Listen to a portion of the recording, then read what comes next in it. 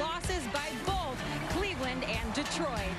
Hi, everyone. Welcome inside Target Field. I'm Audra Martin. At this point last season, the Twins were watching their shot at October baseball slowly slipping away. This go-around, it's a very different story, with this team in control of their own fate thanks to a very impressive final month. It's the focus of our Febreze Fresh Stats.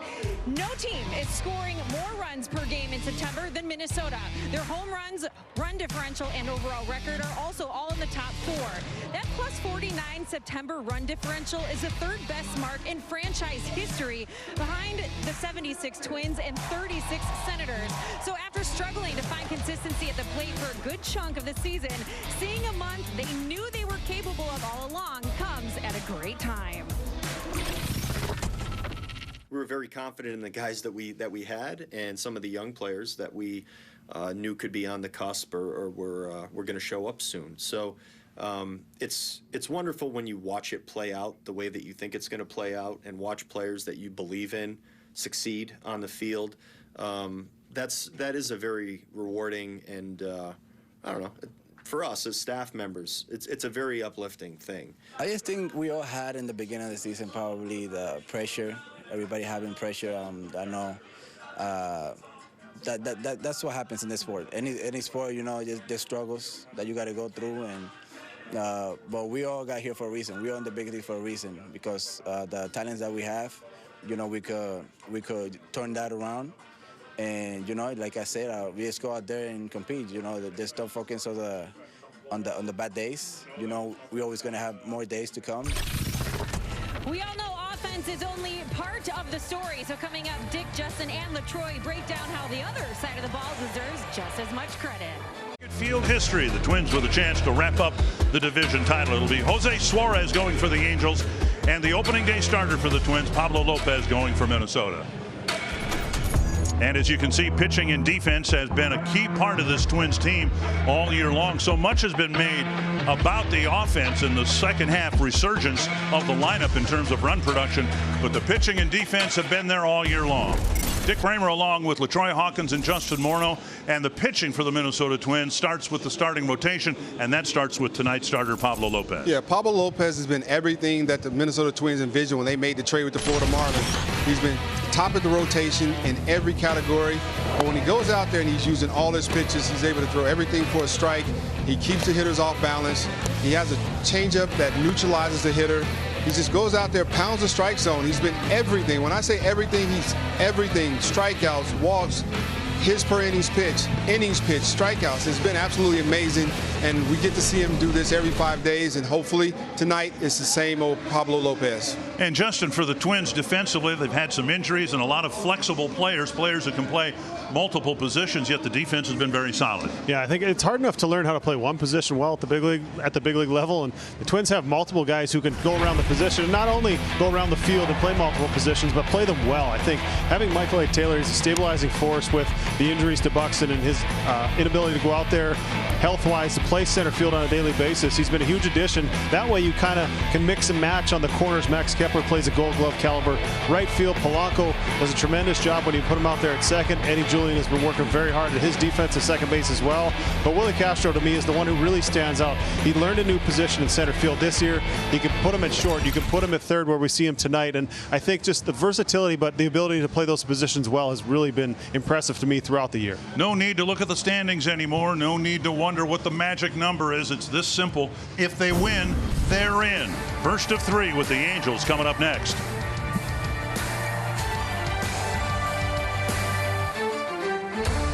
Ninth inning comeback win Wednesday. The Twins' magic number dropped to 1.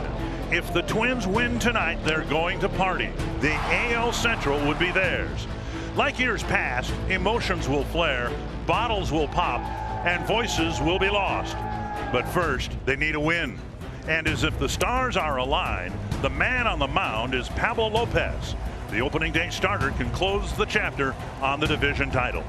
It could be a very fun night, so grab some popcorn and see what happens live from Target Field on Bally Sports North. And I don't think it's hyperbole to say this could be the most exciting night at Target Field. This stadium is yet to see the Twins win a playoff game. The one time the Twins did clinch here, they had to retire to the clubhouse for a couple hours and wait for the White Sox to lose in Oakland. And here a chance, and lately it's been a rare chance, to win a championship on the field. Somebody might get a base hit in the bottom of the ninth. Somebody might catch a fly ball in the top of the ninth, and then the celebration will start. Absolutely nothing better than that. That's the greatest feeling you have, is celebrating with your teammates, and that's what we got to look forward to for the rest of the night, keeping an eye on that, and hopefully we get to that point late in this ball game. Celebrate with your teammates, but celebrate with your home fans too. That is the most important thing. Yes. And it never gets old. Phil Nevin, part of a championship team with the Twins in 2006, will reflect on how weird that clinching was. The Menards batting order for the Angels. Outstanding rookie Nolan Schanuel will lead things off. Zach Neto, another good young player for the Angels. Brandon Drury, Logan O'Hoppe, Joe Adell, Jared Walsh, Randall Grichuk, a veteran, David Fletcher, a veteran, and Michael Stefanik. And your home furniture starting pitcher stats, it'll be Pablo Lopez, who gave up 5 in the first inning of his last start, but settled down, was able to pitch 5 innings, and he's been the ace of this staff, opening day starter. As of now, he's lined up to hopefully start that first playoff game, but right now he's going to worry about this Angels offense that can put the ball in the seats. No Ohtani, no Trout, but still got to go out there and mix in that fastball, mix in that sinker to the righties, that sweeper off of that, use that good changeup to the lefties. And he's got a young kid who spent about 40 days in the minor leagues and has been getting on base ever since, leading off.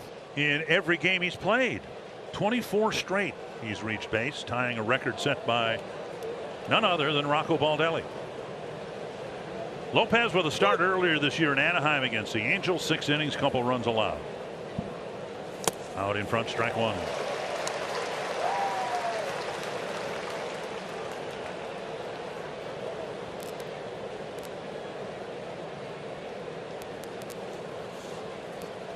Fouled away, 2 strikes. Well, we've seen a lot with Pablo, much like his last start, where if he settles in early, doesn't get into trouble, keep that pitch count low. We've seen him pitch deep into a lot of ball games where he's been in complete control. So the first inning really is a telltale sign a lot of times of how his start's going to go. And 2 strikes, 0-2, a good way to go. And another foul ball. A lot of times, as you know, the team's ace and those good pitchers in the major leagues, you better get them early, because if they settle in, it could be a long night for your team. Yeah, you get him before he figures out what he has working that day. A guy with a 4-pitch mix. Is it the changeup? Is it the breaking ball? Is it sweeper? Got him on strikes. Nothing but strikes. In the first at bat, 1 away. We talked about that good changeup from Pablo Lopez and keep these Angels hitters off balance. You can see that ball just disappeared from the batter's swing. That's one of those pitches I say that he neutralizes the hitters, because he throws so hard and he has a really good changeup and very good command of both pitches. Zach Neto, the shortstop for the Angels. Popped up, foul ball out of play. The trade was made on January 20th. And the price tag was steep. Twins gave up the reigning American League batting champion Louis Arise to get Lopez.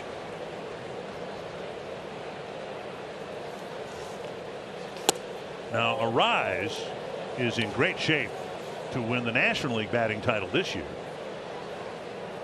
And Lopez has fronted arguably the best starting rotation in the American League. A trade that seems to have helped both teams. 1 and 2. Yeah, he's really settled in, and when you have a guy like this start opening day, go out there, set the tone, and then take the ball every 5th day, making his 31st start of the year. He can strike guys out. He can do a lot of things very well. Doesn't get himself in trouble with a lot of walks. Listen to this crowd into it early.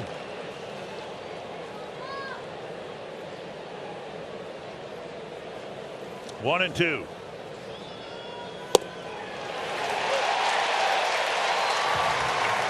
Two down.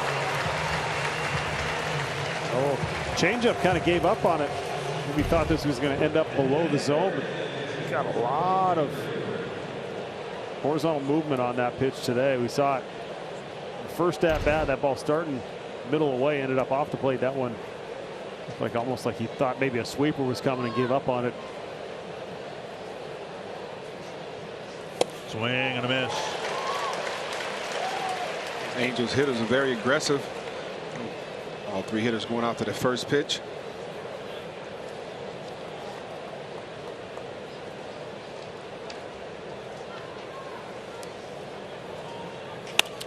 Short left center field.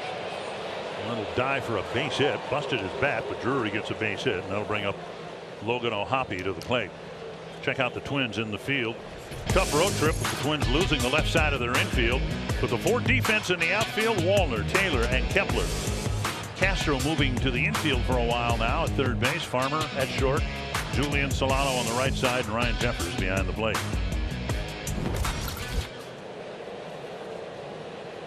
Amid the terrible disappointment of the Angels season, some good young players they hope to build around, including Logan O'Hoppe.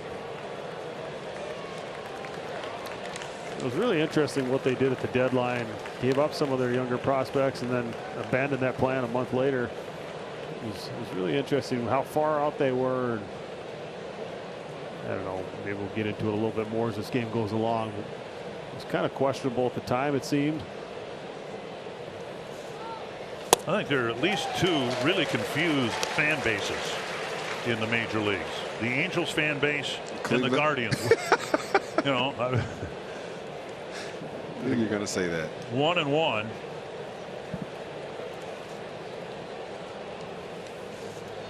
One and 2.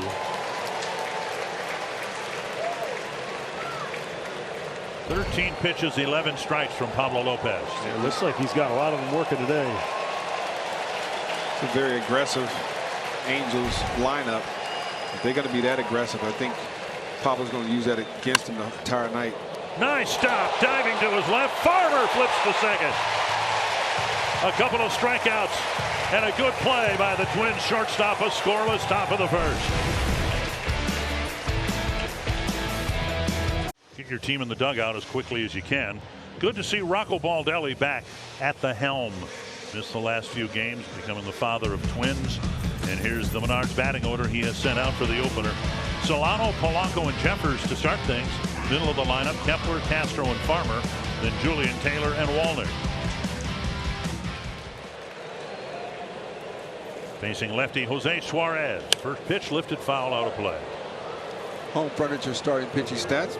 Left-hander Jose Suarez making his second start against the Minnesota Twins. Fastball slider to left-hand hitters. Fastball changeup to right-hand hitters. Above average tail. He does have a strikeout pitch, which Solano might see here on 0-2. Good changeup. 1-2. This is an opener type situation, so the Twins stacking some righties at the top of the order. Kepler hitting fourth, but I don't know how deep into this game he's actually going to go. There's changeup and strike 3, 1 away. Take a look at the Angels out on the field. You won't recognize many of these names. You will. Grichuk, Adele in center, Jared Walsh at right, Stefanik in at third, Neto and Fletcher up the middle, Shanuel at first base, and O'Hoppe behind the plate. One down, and now Jorge Polanco got the big 2-run single in the 9th inning that led the Twins to a win in the finale in Cincinnati. It's a great piece of hitting. They walked the guy in front of him, turned him around to the right side, and he was able to shoot a ball past India, diving India second base. Big hit. I think more than anything, the numbers have trended up. They've done much better against lefties in the second half, but I think the comebacks to me have been almost more impressive than anything. As far as this offense goes, I mean, there are times we've been down 4 or 5 runs, and when you start rolling this offense, you get down, and it feels like you're down by 1. It shows a lot of signs and confidence, and I think this group is a confident group as a bunch of hitters. Kind of feeding off each other, big comebacks. You didn't feel that early in the year. It definitely wasn't the same. When they got down 3 runs, it felt like the game was over. Behind the bag, Stefanik fires across, close play, and Polanco is retired, 2 down. That'll bring up Ryan Jeffers. Because Flores is expected to be an opener, nothing more, 1 inning, maybe 2. Twins have a lot of righties early in their lineup. Will sail just a little bit. Wasn't able to get much on that throw, Stefanik. Jeffers pops it up near first, and Chanuel in foul ground has room on the warning track. So Suarez has it quick. 1-2-3 first inning.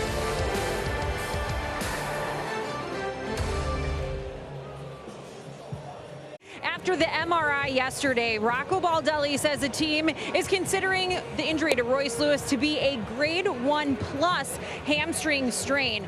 So outlook-wise, it's rest and treatment this homestand, then reassess next weekend, with the first test being swinging a bat. Rocco says if he can't swing without compromising the hamstring in any way, that will answer a lot of big questions. When asked about the bullpen, Rocco said he feels like it's very possible that he'll look up this next week and realize that the pen is in the best spot that it has been all season long. He said you're usually scrambling a bit at the end of the year, but not this season at all, especially with the possibility of the return of Brock Stewart. No denying that, guys. That would be huge if he is able to come back into the mix. Absolutely. And then you look around baseball, Audra, and you see some teams that are really leaking oil out of their bullpen. The Orioles have had problems lately. The Rangers have, really, for the last couple months. And the Twins bullpen seems to be in pretty good shape. But we all know that can change in a short period of time, too. Well, we talked about a lot throughout the year with the position players and too many hitters for not enough spots. And you're kind of getting to that spot with a lot of these guys, the relievers, getting healthy and coming back. And now it's a question of who do you keep, who are the spots, who's available, who's been throwing well. It's a good place to be roster-wise.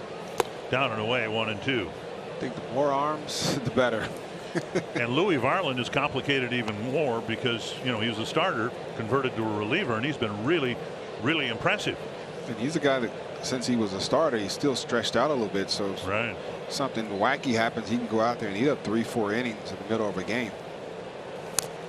Foul tip, still alive. Odell, the hitter for the Angels. What the Twins are trying to secure tonight is, at the least, an American League Central championship and a spot in the wild card round, which would start in about a week and a half. Upstairs for strike 3. 3 early strikeouts for Pablo Lopez. He's just got so many weapons to beat you. You saw the first 2 strikeouts on changeups, one to a righty, one to a lefty, and then he can rush you up under your hands with a real good fastball. The good thing, he doesn't have to be as precise. Execution doesn't have to be pinpoint because this is a free swinging team, so he can use that aggressiveness against them. Walsh, the batter. And you mentioned earlier, gentlemen, the Angels can hit home runs. They've actually hit more home runs than the Twins, and they don't have Mike Trout in the lineup, although he is here with the team. And Ohtani's done for the year. The issue has been pitching and health. And probably another thing or two as well. It just hasn't clicked for the Angels again. They are toward the end of their 8th straight losing season. Farmer gets the second hop. 2 down. Now this from Health Partners. For some of our patients, the goal is playing on a winning team, but you just want to stay in the game. At Trio Orthopedics, we'll treat your back so you can be there for your team. 2 down in the second inning, and now Randal Grichuk. Grichuk about the only player left from the Angels' decision to add, to be buyers right before the trade deadline rather than sellers. C.J. Cron's on the roster too. He's on the bench, but he also came over from the Rockies. And they picked up half the Chicago White Sox pitching staff. And then abruptly gave him away. Put everybody on waivers. Chopper, Farmer's going to charge. And time to make the play. 1, 2, 3 seconds for Lopez.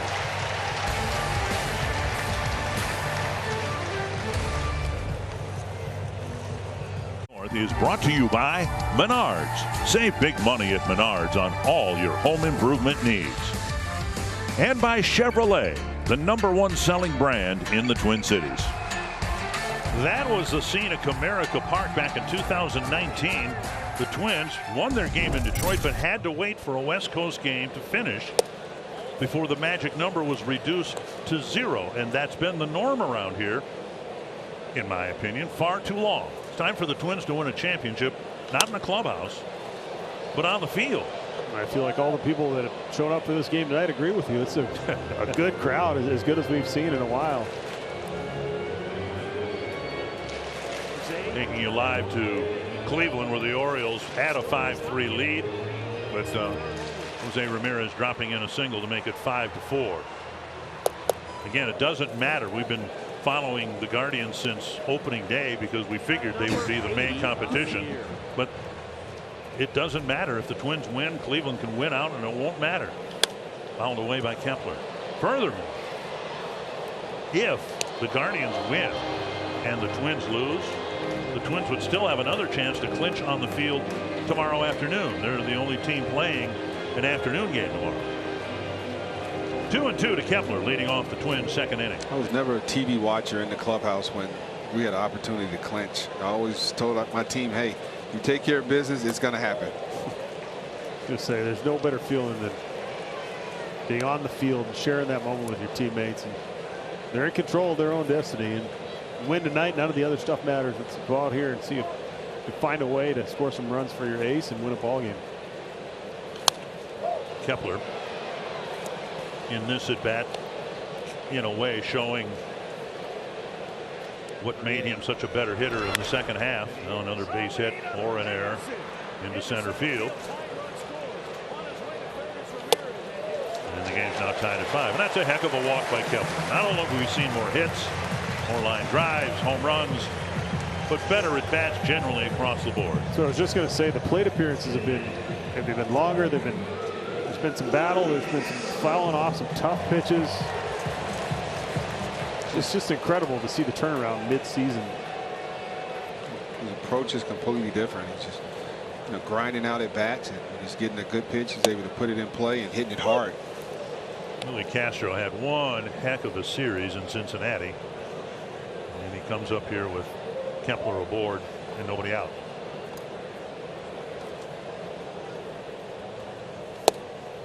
Strike one and strike two. Interesting to see Suarez. I mean, obviously you have to ask the base stealers, but see how he does that little, takes a breath, shoulders drop. Does he do that when he throws over? Does he only do that when he goes to the plate? Little things as a base runner you look for. Drilled foul. Even with 2 strikes, the pitch finds the barrel. Like watching the game a couple nights ago in Cincinnati, you see Twins third base coach Tommy Watkins get drilled. He's way down the line today. 2 strikes. And a flip to first.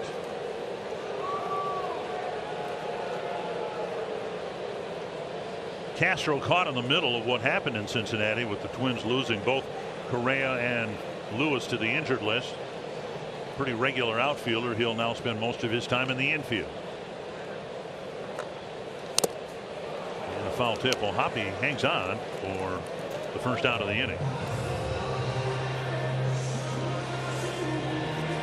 Well, that's that changeup we were talking about earlier. It's sped him up. We saw him pull that ball hard foul early in the at bat past Tommy Watkins. Just perfectly located changeup there. Kyle Farmer having a great day defensively. Featured him in the pregame show. A lot of talk about him, how important he is to this ball club. Love to see him come through with a big hit here.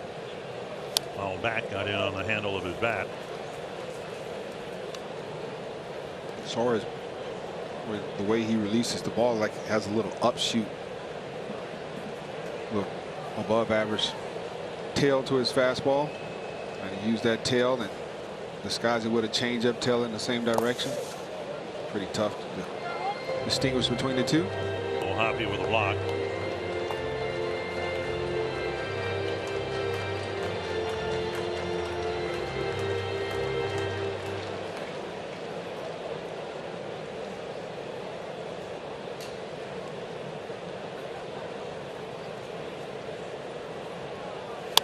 Liner to left and a base hit.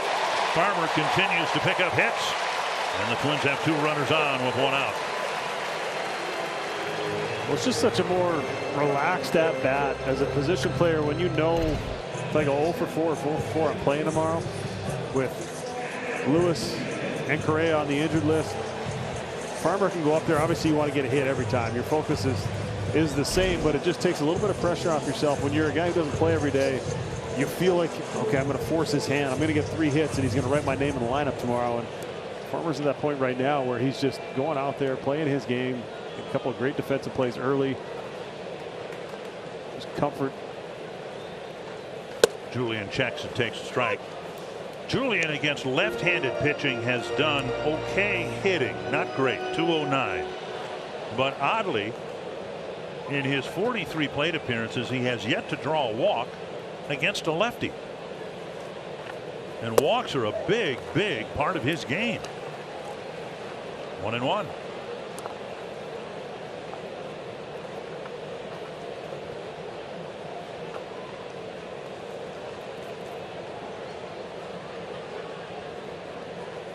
Tap foul, 1-2. 4 games in Chicago, 3 in Cincinnati. Julian hit leadoff and did pretty well. 520 slug, couple of home runs and a double. His awful power is just impressive. I mean, it's been talked about a lot, but that's why I think he'll hit lefties one day, because he lets the ball travel. And follow back. That ball he hit to the opposite field in Chicago that ball was crushed. But that's, I think, if you have the ability, if you have the trust to be able to hit the ball, to drive it to the opposite gap, whether you're right-handed, left-handed hitter, it helps you hit same-handed pitching. So left on left, it helps him stay on the breaking ball if you can earn that trust and learn to track. 2-2. You just give yourself a little bit more time. If you feel like I can get to the fastball still, but give myself time to recognize and tell the difference between the fastball and the breaking ball, and still hit it with authority, I think that's eventually going to carry over into his at-bats the more lefties he faces. And now 3-2.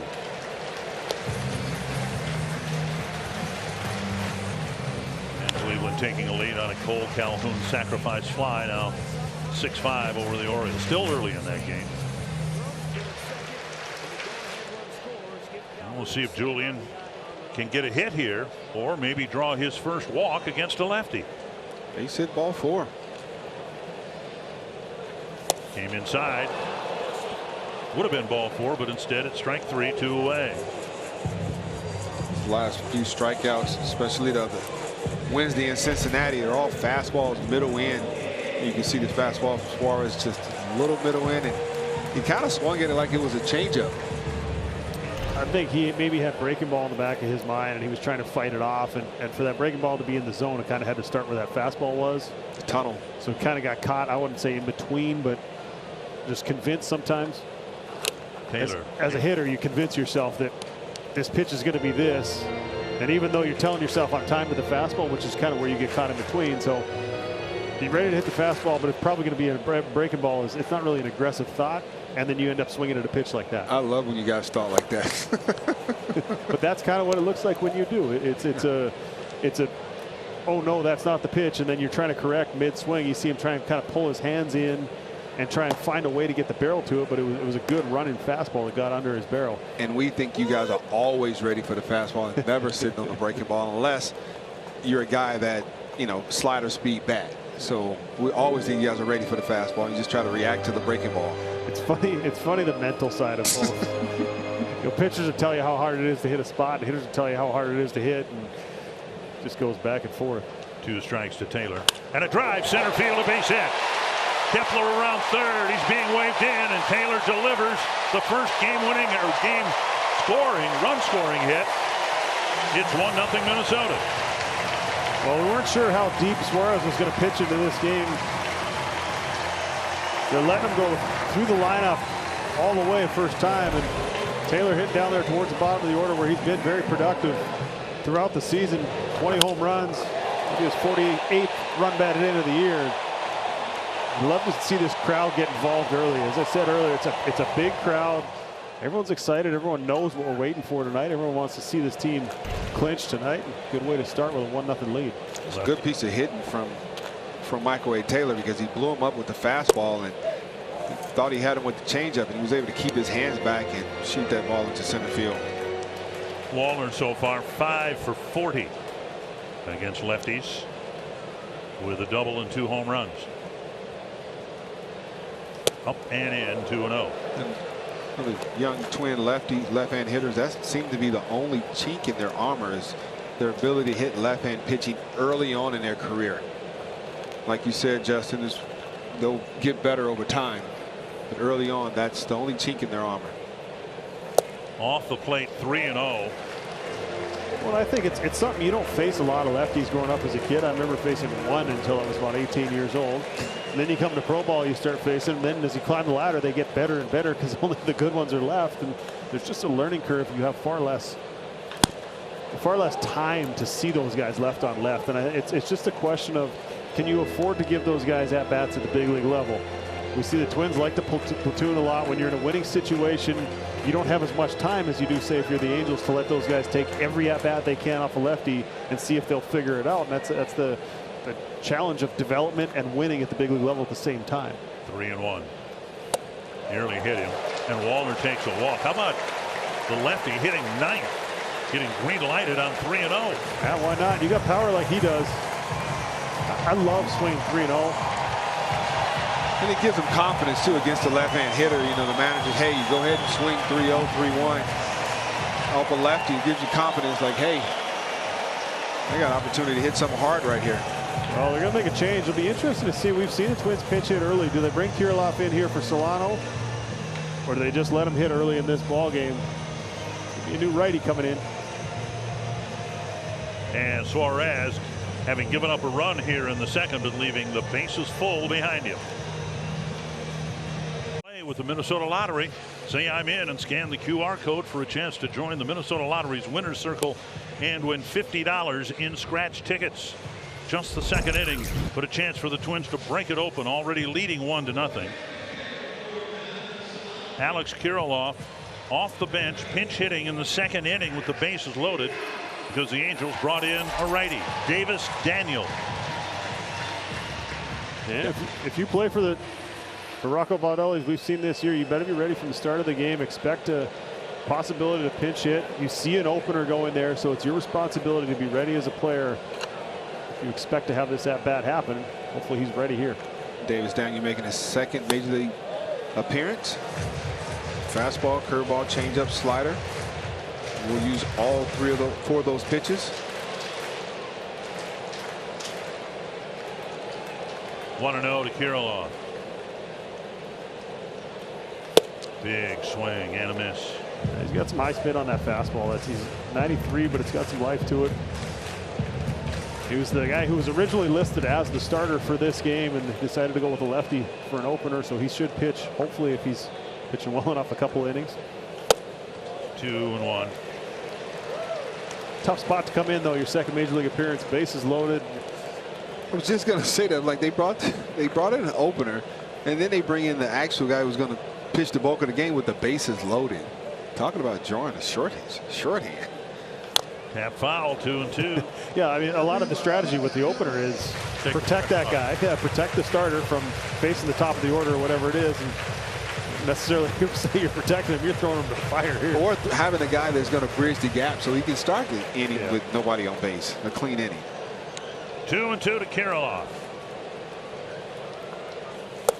3-2. Farmer, the runner at third, walked almost halfway down to home plate. Polanco on deck. The slider from Daniel. Short and quick. A lot of horizontal break. High fly down the left field line. Chased by Stefanik and Neto. And catch made on a warning track. So Daniel gets the big out. Maybe the biggest out of the ball game, but the Twins get a run in the second. Heading to third with Lopez on the mound. And Lopez, the strikeout pitcher, and the kind of deadly 1-2 combination they have with Sonny Gray, with one of the league's best ERAs. Our Health Partner Sports Update. It's been 5 years since the Twins had a pitcher reach the 200 strikeout mark. Santana did it twice. Kirilloff in the ball game. David Fletcher in the batter's box.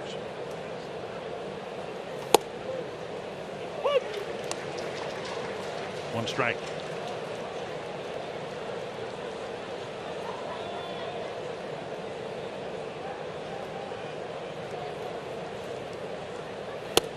Breaking ball in there for another one.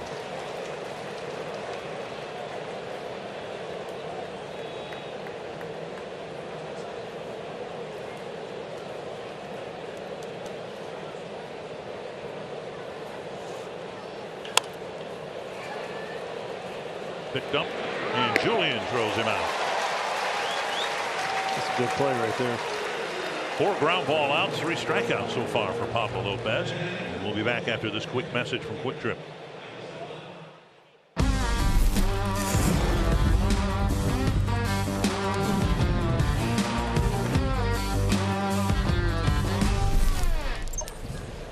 One down. Okay, I agree with it. Nice play by Julian there. Fly ball right field, routine for Kepler. Don't you think that Julian just seems so much more comfortable at second base and less rushed than he did when he first came up? Yeah, it's I think it's almost the exact same thing I dealt with when I came up. You get a reputation. Somebody says that guy needs to work on his game defensively, and then you feel like you got to be perfect and you got to make every play, and you're afraid to make a mistake, and you think you're going to lose playing time if you make an error, even though errors are part of the big league game.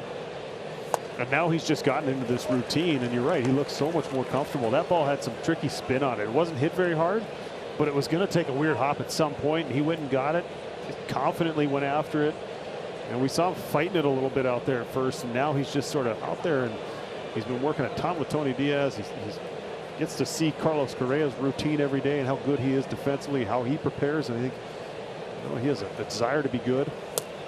That's the most important thing. Right at the knees, but not called a strike. 1-1. But yeah, I'm with you. I mean, you watch him even doing his early work. You see him out there. It's just his hands are working better. They've kind of got him into this routine of what's going to help him improve on a daily basis, and he's bought into it, and he's showing improvement. Well, just on the ground ball by Fletcher, maybe just doing the research. It's David Fletcher. It's not Bobby Witt Jr. running down the line, and you don't feel rushed all the time when you know that the runner going down the line might not have the best speed in the world. Well, I think I've talked about this in the past, but the game is faster at the big league level. It's crisper. Everything's just a little bit quicker. Remember when I used to go down on minor league rehab assignments, and it felt like not necessarily the time between pitches, but it felt like the game was almost in slow motion. It happens just at a little slower pace. The guys haven't had the same amount of reps, so that ground ball they come get, that exchange takes a little bit longer. It's just a little bit slower, and at the big league level, it just happens that much quicker, and he's starting to catch up to that game speed. Serve to left, right to Wallner. 9 pitches in a 1-2-3 thirds.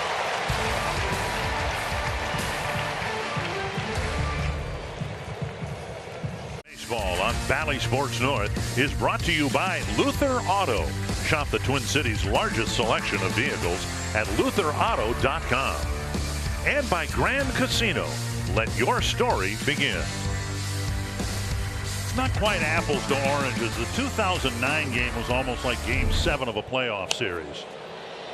When the Twins finally won that ball game over the Tigers, Alexi Casilla driving in Carlos Gomez with the game-winning run. Polanco leading off the Twins' 3rd inning. And if not for the 87 and 91 playoff and World Series runs, the last game, regular season game in the Metrodome would have been the best game ever played at the Metrodome. Unfortunately, we'll see you tomorrow night, and then the complete game. But again, what I said off the top, this has the potential to be the best game played at Target Field because it's a clinching. And unfortunately, the Twins haven't won a ball game here in the postseason yet. We hope that changes. Here's Jeffers with 1 down in the 3rd. It's funny. I get asked by a lot of people, "What do you make of this team? What do you think?"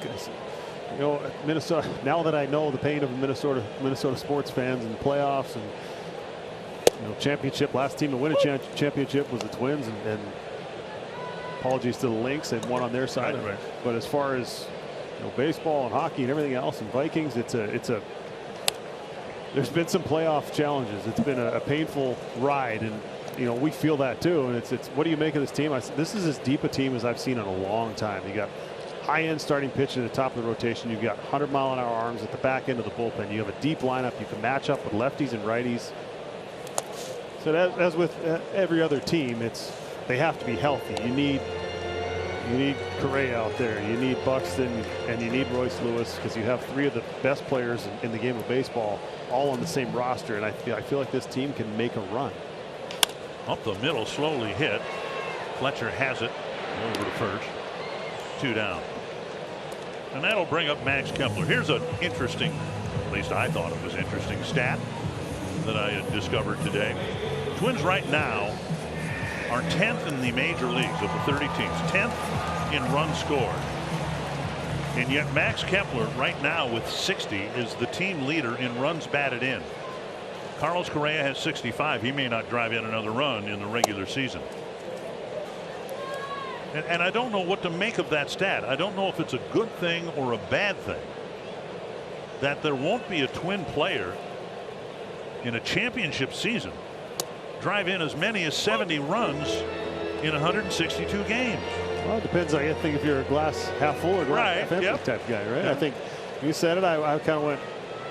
It took me a second, and LaTroy, you said it's depth. It's spread around offense. It's 20 homers hitting in the 8th spot tonight with 47 driven in. It's kind of up and down the lineup, and I think it's also partly the way that Rocco likes to manage with this deep roster of spread the offense around. If we can get a matchup with the lefty righty, whether it's the 2nd or the 5th or the 8th inning, they try and do that.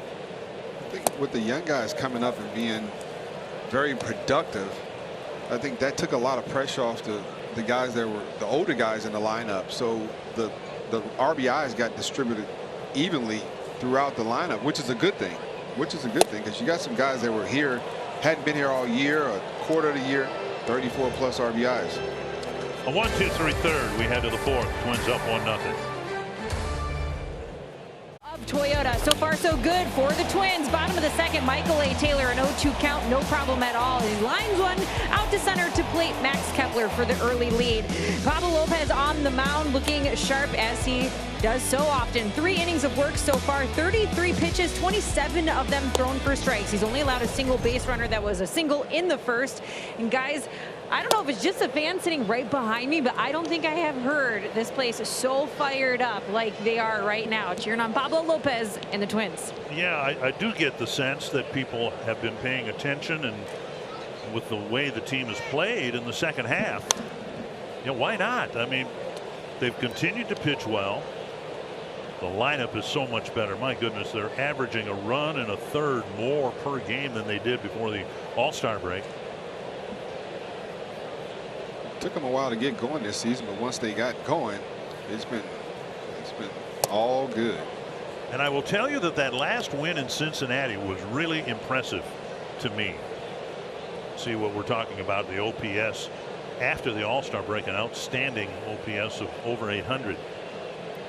2-1 to Neto. And Justin, I told you this before.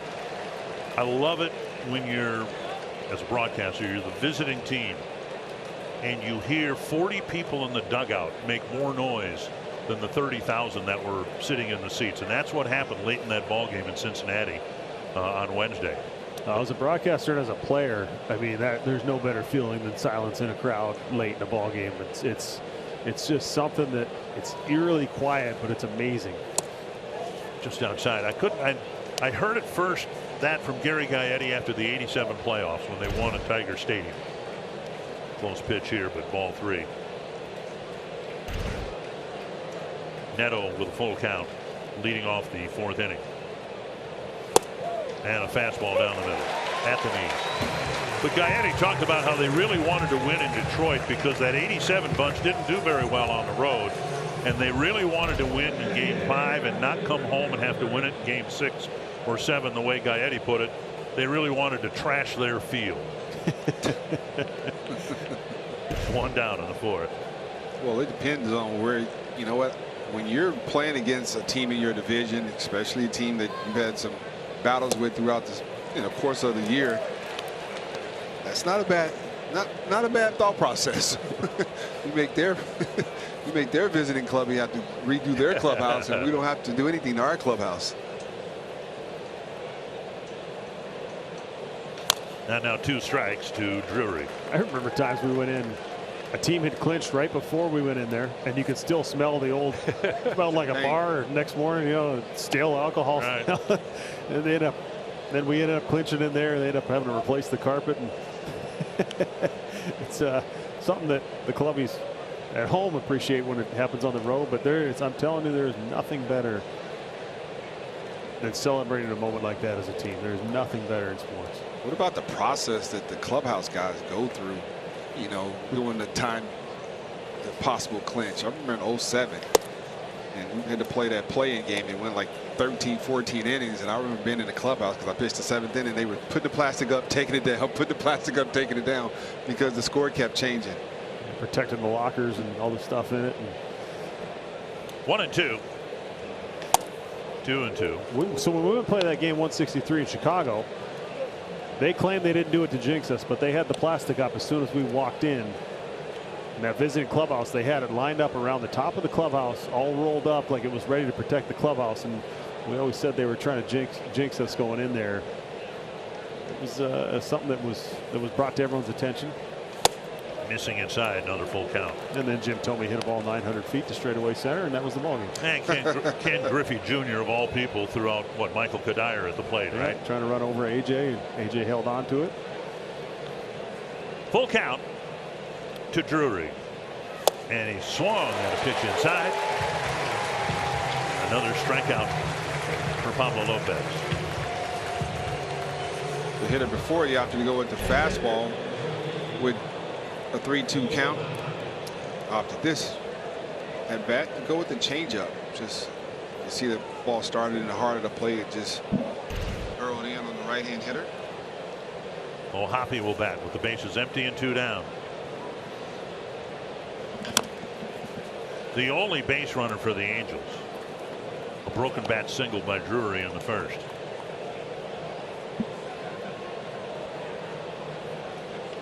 Pablo looks like he's in complete control. All his pitches tonight, he's got everything working. He's got command. He's got command of the changeup. He's been really locating that well down.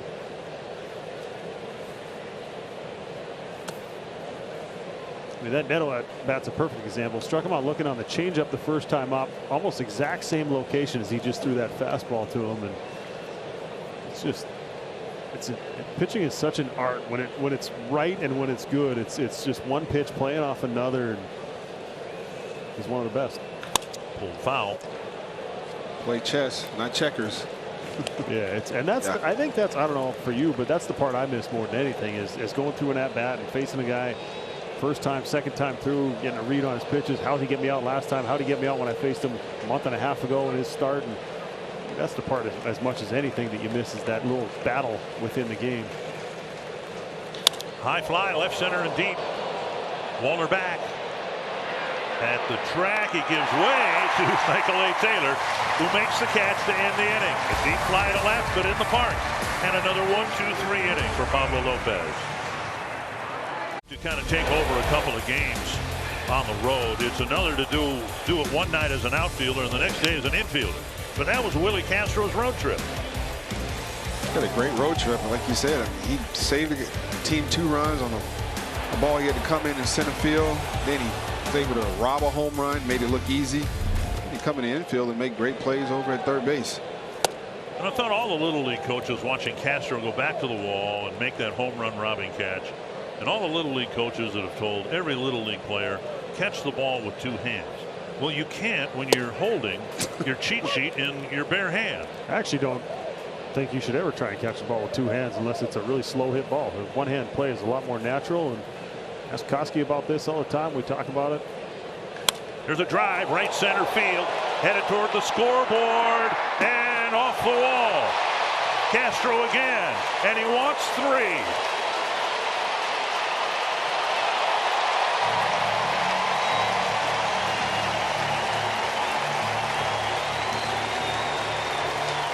Twins are looking at it to see if it cleared the wall. At the very least, a leadoff triple. I think it hit the ledge right above the top of the digital scoreboard there. Didn't quite get out of here, but he barreled this thing up. And it's just that lefty danger zone. You just drop the barrel to it, and that ball just jumps. And a lot of credit has to be given to the Twins for seeing him as a guy that could be valuable to this roster with his versatility and his skill set. And the stolen bases obviously have been huge. Inside, missing to Farmer. Singled his first time up. Interesting. Down 1-0, playing the infield back. We're so used to the Twins seeing most teams now come up and try and cut down that offense, maybe trying to avoid the big inning with nobody out here. Foul back.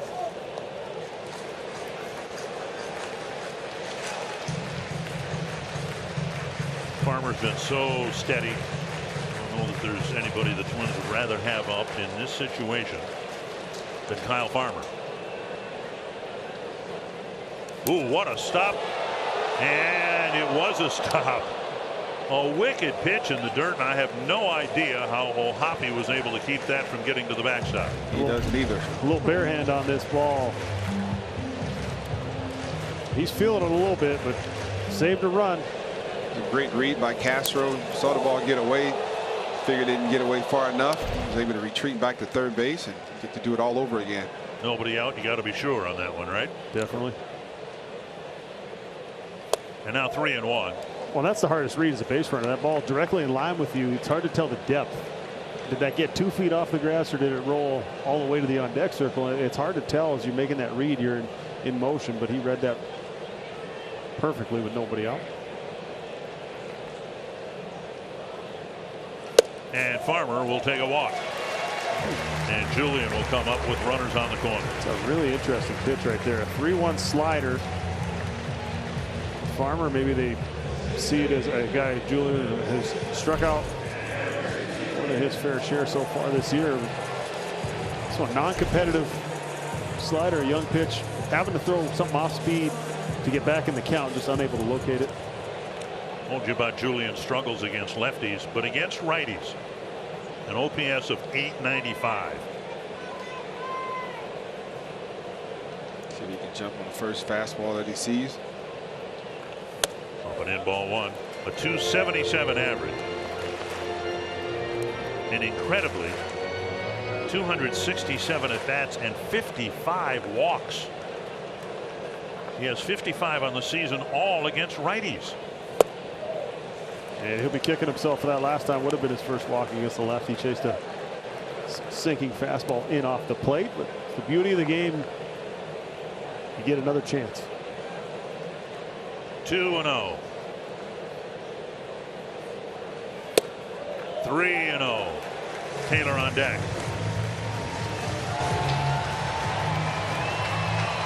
29 home runs from rookies.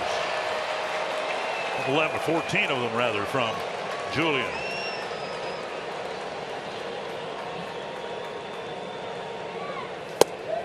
And a 4-pitch walk fills them up for Michael A. Taylor.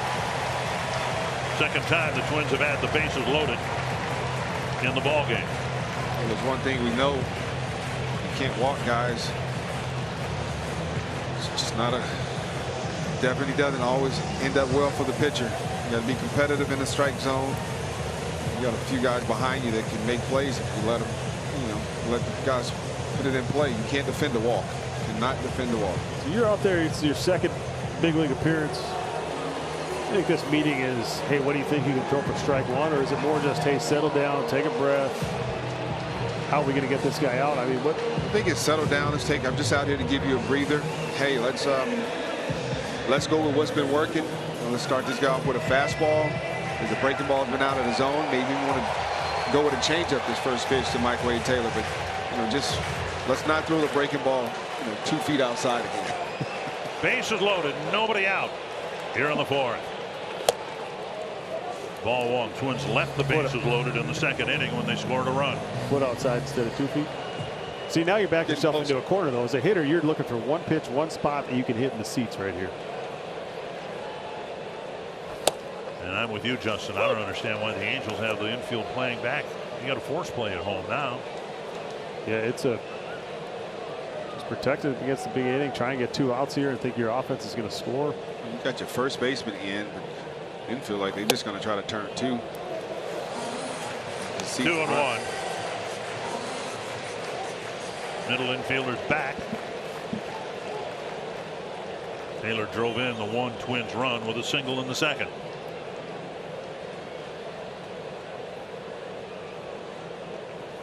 Three and one. It's speeding up on him right now. Everything's moving so much faster. His heart rate, everything is just, he's trying to control that adrenaline. He's trying to find something to get back in the zone. And a veteran lineup or a disciplined lineup like this, it's a challenge. Throw it down the middle. He can't hurt you. Foul back. Isn't that what you said when Royce hit that grand slam? Yes. Full count with nobody out. But you know how it is with ball 1, ball 4, ball 8, ball 12. You play first base, like you looking at it like, hey, let's pitch to some contact. Yeah. You know, give us a chance to make a play. Yeah, let us help you. Well, it also gets everyone standing around. You see 1, 2, 3 infielders with their glove off, kicking dirt, looking around, just hoping they get to make a play here. Not a whole lot going on. It's hard to keep them on their toes. Can't defend the walk. Tapped it foul. Daniels opted to go with the curveball that time. He had been throwing that slider just off the plate. He dropped a curveball. See that ball started up in the zone, and Mike Taylor's barely got a piece of it. And fastball for a strike. 1 away, and now Matt Wallner.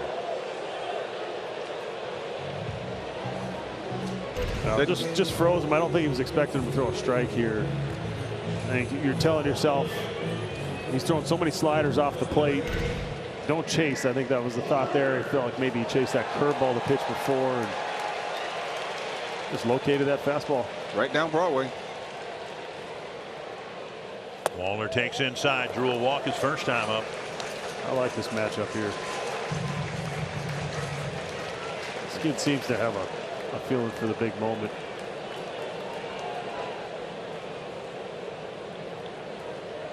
Two and 0. His walk-off home run here a few weeks ago, the highlight of my season. He had a local kid, came up with a big home run in a big spot. One of those home runs from rookies we showed you. 3-0. Hoppy with another big block. And Wallner against the lefty his last time up got a green light with 3-0, so we'd expect one here as well. It's an example of he's just trying to avoid the contact, and he's too old. He wanted to throw a changeup, wasn't able to command it in the zone, bounced it. Just keep putting himself in good hitters counts. And he takes a strike. 3-1. See, I think that's the at-bats that happened before him, of him not either getting the green light there or him not wanting to swing and swing at something he wasn't looking for. But see, no difference between swinging 3-0 and 3-1 if you get a pitch you can handle. And you'll get an RBI on a bases loaded walk. A triple, 3 walks later, it's 2-0.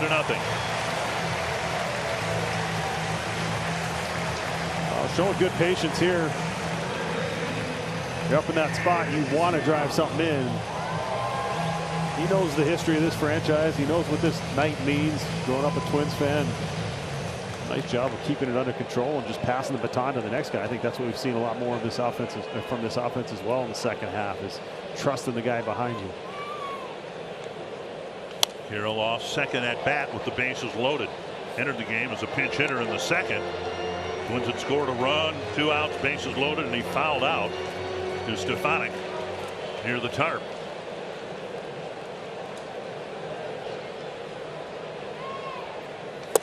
Way down and in.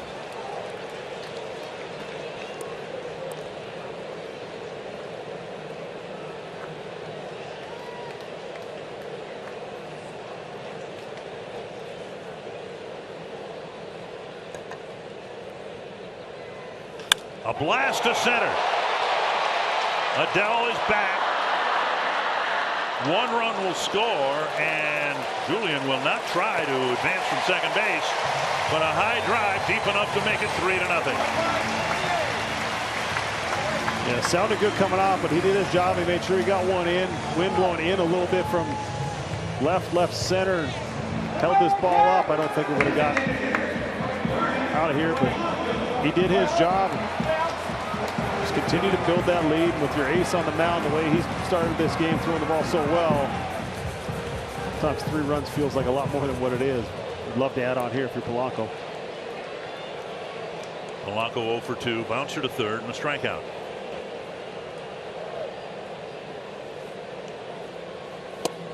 Off speed, taken for strike 1. Finally able to throw that breaking ball, which is the curveball, for a strike. It's the exact same thing I was thinking. There's no way you go up there looking for it because he's misfired. He just dialed in on the fastball. Hoppy's had a workout here in this 4th inning. But see, he's throwing more. This is something Joe Mauer talked about so often, of watching a guy from the dugout and paying attention to what he's doing. Yeah, he's throwing 50% breaking ball, but he's throwing 1 out of every 5 or 6 actually in the zone for a strike. So it doesn't make sense to go up there and look for anything but a fastball until you actually have to swing at that pitch. 2-1. I mean, so many of the great hitters, the approach was so much simpler. It was just, oh yeah, all he's doing is this, so I'm just looking for this, and then they eliminate all the noise, all the outside stuff. And a guy like this, struggling the way he is to throw strikes, you're shrinking that strike zone as much as you can. 2-2. Saw that the Orioles had tied the Guardians. But again, given the score here, whatever happens in Cleveland doesn't matter as long as the Twins win. Guardians might be eliminated a few innings before this game ends. 3-2. Jeffers on deck. At the rate we were playing this game, I thought we were going to catch the Orioles Guardians game. We were flying through the first 3.5 innings. 2 outs, full count, runners will go. Another walk, the 4th of the inning. And now they're loaded for Jeffers. There's no activity in the Angel bullpen. Yeah, Phil Nevin's letting them learn a little bit here. He's saying, all right, kid, you got to go out there and try and figure it out. We need you to give us 9 outs in this ball game, or whatever the plan was before this thing started. Well, Hoppy's coming out, have a little talk, and just trying to slow him down a little bit. Pitch count mounting. So it's been a battle. This is it. If you're Jeffers here, obviously he's been paying attention. He knows what's happening in front of him. Try to stay as disciplined as you can. It's a hard thing to toe that line between being aggressive and being passive. You want to get something in the zone, and you try and go up there with an aggressive thought, as opposed to saying, don't go up here and swing at a ball. You're saying, I'm looking for one pitch in one spot that I can do damage on it, and that's what I'm going to do, take an aggressive approach to that small area of the strike zone. Breaking ball, not close.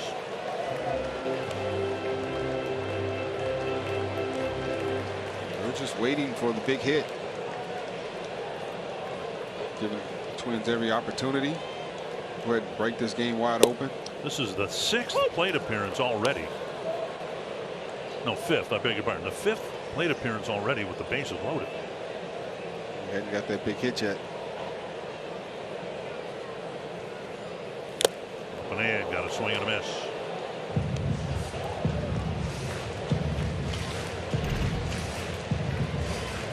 Good hard fastball from Daniels up and in on Ryan Jeffers. They're going to try to repeat that pitch. And did, with the same result. Twins leave the bases full. They do score a pair and now lead it 3-0.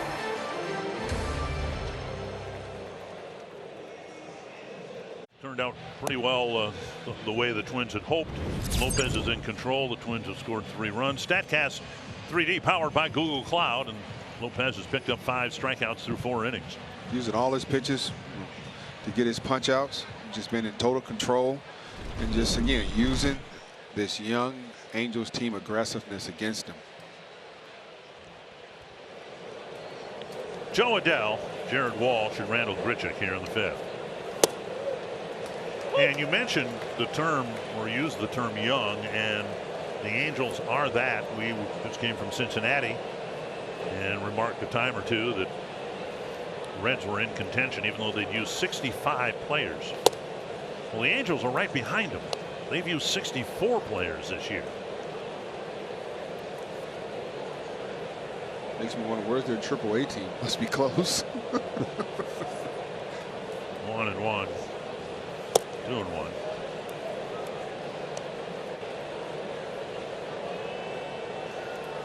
Direct flight from Salt Lake to Anaheim. Salt Lake City, you're right. They moved in after we moved out of there. Yeah, you played there about 40 years ago. Yeah. 4 years in a row. 2-1. 2-2.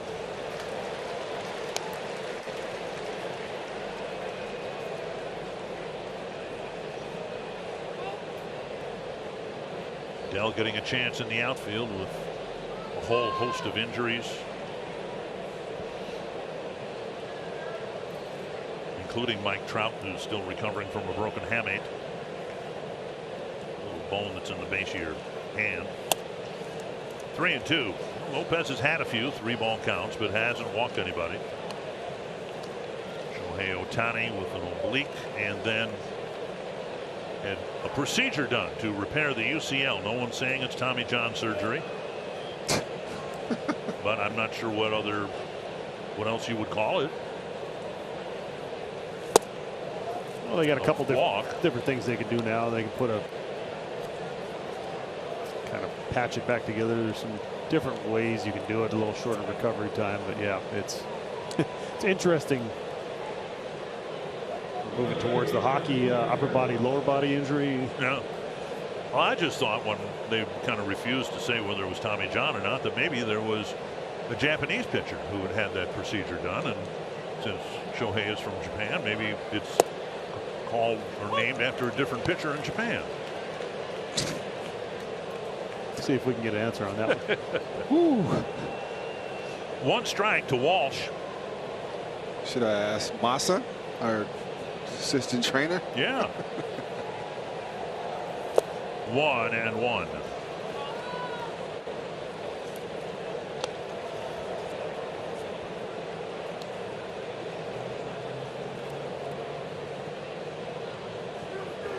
Pitch count good, 57 on the day. The walk to Odell, the second base runner for the Angels. And a deep drive to right field. And just like that, it's a one-run game. Walsh hitting his 4th of the year. And it's 3-2.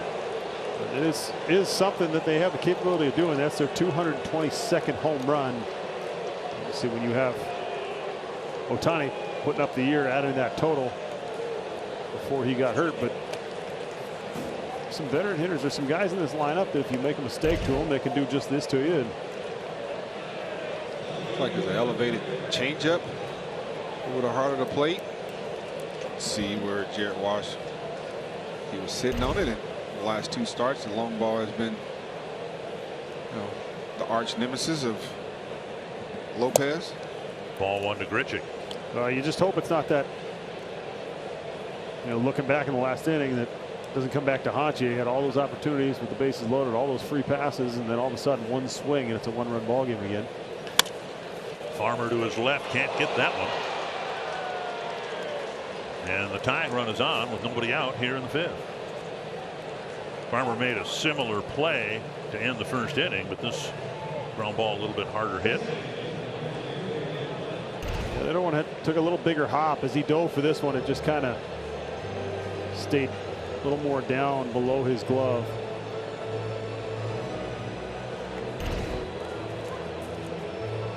I commend him for his effort, though. He gives you everything he's got every time he goes out there. He's the guy that you need on every team. It's that glue that reminds you that no matter what your role is, you're lucky to have a big league uniform on, and his love of the game always shows. Does everything right. Excellent with the young players. Here's Fletcher. Fouled back, a strike. Fletcher was a man kind of lost in the organization, but now at the end they're giving him a chance to play again. Looked like he, at one point, was kind of a cornerstone player for them, getting on base, not a whole lot of power.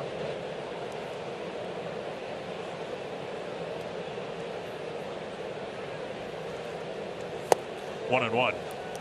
It almost looked like they found themselves another David Eckstein. Okay, play in the middle, contact approach. Did everything right. Yep. Wasn't pretty, but it was effective.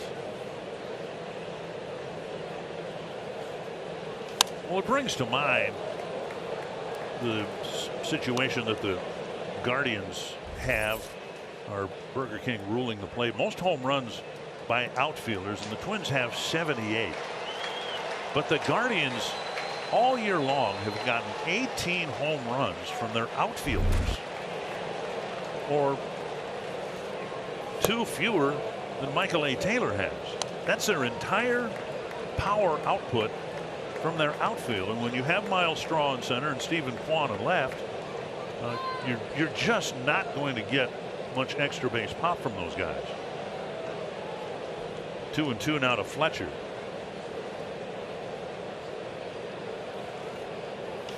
And another foul into the seats. In today's game, where you're facing so many big arms and so many guys who can throw, so many pitches at you and ways to get you out, sometimes you might only get 5 hits in a ball game. One of those hits needs to leave the ballpark. It needs to be a 2 or a 3-run homer. You have to be able to win games like that in the big leagues, and if you don't hit enough home runs, it's a real challenge. Now to right, little carry to Kepler.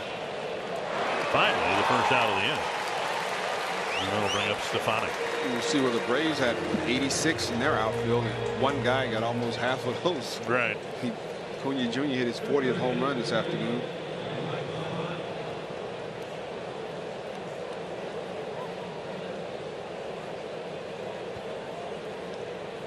Here's Stefanik.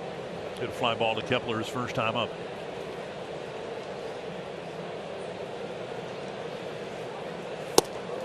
And ahead with strike one.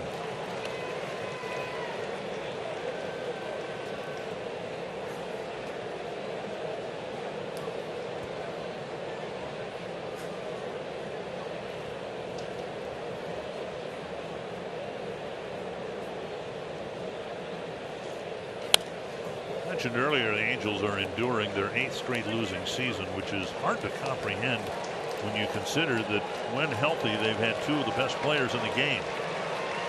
And they've made it. The thing is, they've made investments in their roster as well. They've brought in some higher price free agents. They've done some things to try and win with those guys. 2 strikes. Just doesn't look like they've done anything on the pitching side. That's to right center field, and that's cut off by Kepler. It'll be a single for Stefanik, and the tying run now at third with only 1 out. And the Angels, held with just 1 hit through 4 innings, have a walk and 3 hits in the 5th. This fastball just leaked back over the heart of the plate, slightly elevated. And Stefanik just punched that ball out right field. Whenever you see that catcher's glove, he's setting up outside, and you see how his glove just leaked back over the heart of the plate in this location. You see him set up an inside to a right-hand hitter, and his glove comes across his body, missing over the heart of the plate. Make sure you're here for the energy and excitement of the postseason. Full 2023 postseason tickets are on sale now and are your only way to guarantee access to all potential 2023 Twins home playoff games at Target Field. Secure your spot by visiting twins.com/postseason.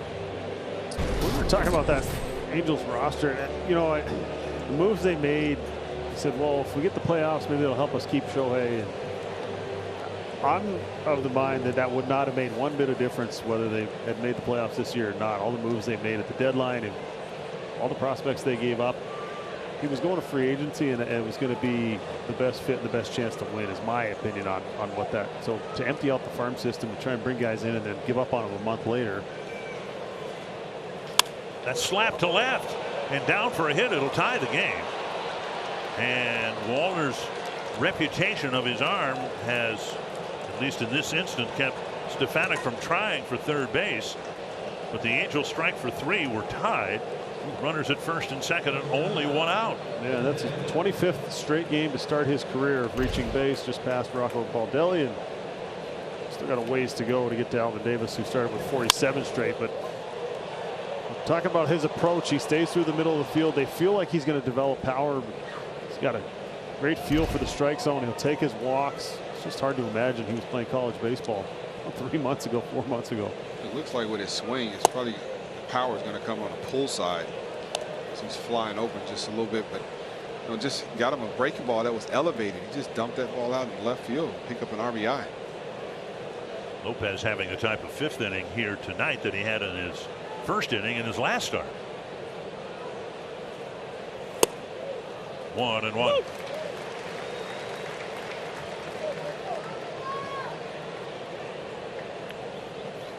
23 pitches and only 1 out on the board.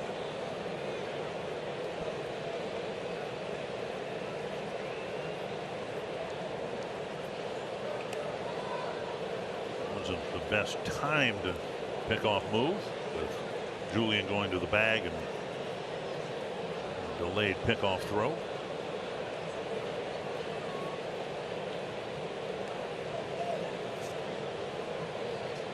One and one.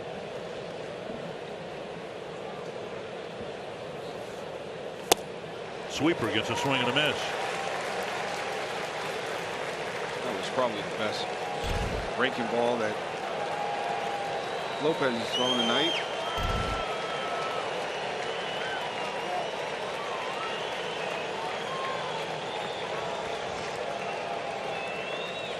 Lopez, as we showed you, 5 strikeouts in the first 4 innings, and he sure could use one here. Drury is on deck.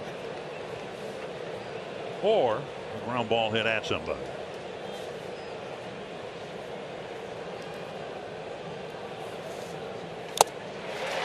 Strikeout number 6, 2 away. He struck out. That's Neto's 3rd time striking out. First time he got him with a changeup right down the middle. Looking. 2nd time he got him with the fastball. His 3rd time with the breaking ball off the plate. He gets to face him a 4th time. Maybe he gets that curveball, but it's amazing, a young hitter seeing 3 different looks. And this is what he can do to you when he's on. Dropped his bat, ball 1. You get hit up there once, and you see that ball coming at your head, brings you back. A lot of times you see a ball coming at you, you feel like you're going to get hit. You sense that it's going to get you. And I think he thought he was going to get that there and wear it. Ball only close to your face if you're diving. Be honest, you don't have to worry about it. Fouled away, 1-1. How many at bats you get? 7. But I faced about 4,000.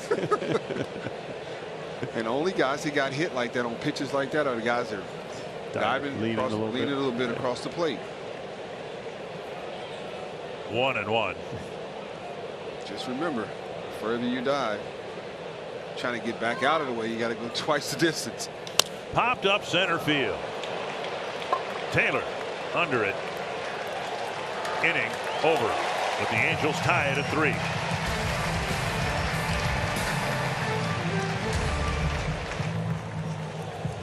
Systems in the nation to more than 300 miles of the Superior hiking trail along the scenic North Shore. Minnesota is any hiker's paradise. Plan your dream trip at exploreminnesota.com. And you could be going through the woods these days, maybe do a little grouse hunting. I'm in on that. Have you gone grouse hunting? No, but I know I would love it. Tough. They're tough. I've shot 12 gauge, 20 gauge? Yeah, 12. I've shot a few, but about half as many as the tree limbs I have shot while aiming at a grouse. Well, this seems like a moment where Kepler in the 2nd half has really kind of picked everybody up. You can get a pitch to drive here, kind of get momentum back on your side. Outside 2-0. Daniel issued 4 walks in the 4th. The Twins were only able to get 2 runs. Off the end of the bat. And Adele fills the gap, makes the catch, one away. That'll bring up Castro.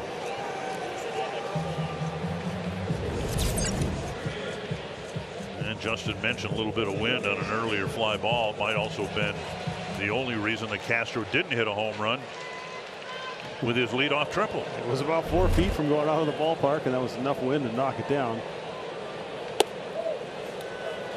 It must be nice to go about 90% up the line thinking that ball's gone and see it hit the wall and still end up on third base. Fouled back. Just think how valuable Castro has been, and just from his perspective, what a great time to have his best year, because the game has changed around the players like Willie Castro, who can run, play a lot of different positions. He's going to be in a very enviable spot after he hopes to win a World Series with the Twins. Yeah, his versatility is definitely a strong point of his game. Ability to swing the bat, the speed, and he plays every position very well and with a smile on his face. Start the game in center field, in the game at second base or third base. 2-2. Played some center field with that man unable to. Here's a liner right to Shanuel. 2 down. And now Kyle Farmer. We'll be back after this from the Minnesota Lottery.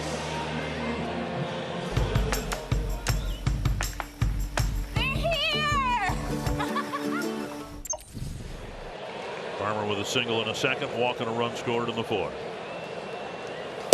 Very high.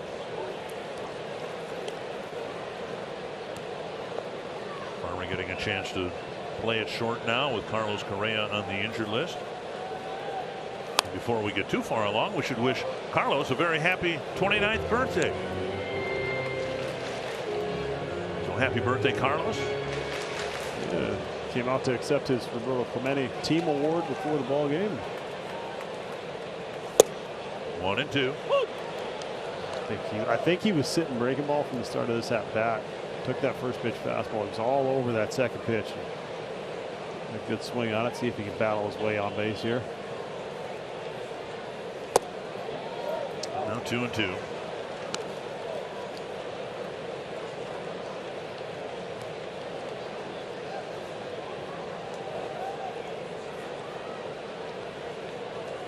Three and 2. Julian on deck.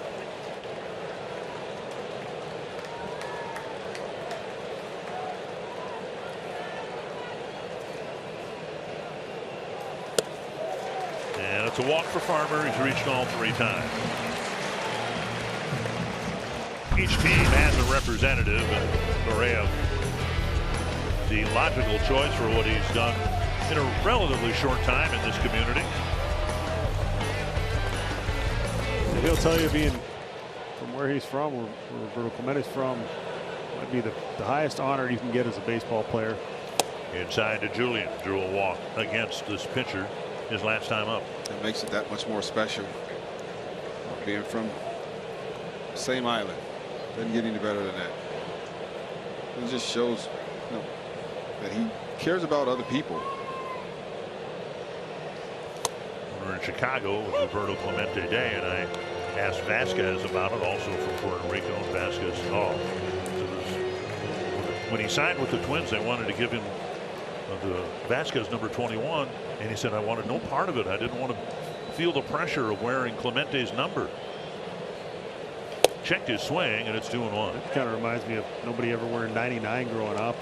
Even minor hockey kids did not wear. You would not wear 99 growing up playing minor hockey in Canada, because Gretzky. It was Gretzky's number and it was nobody else's.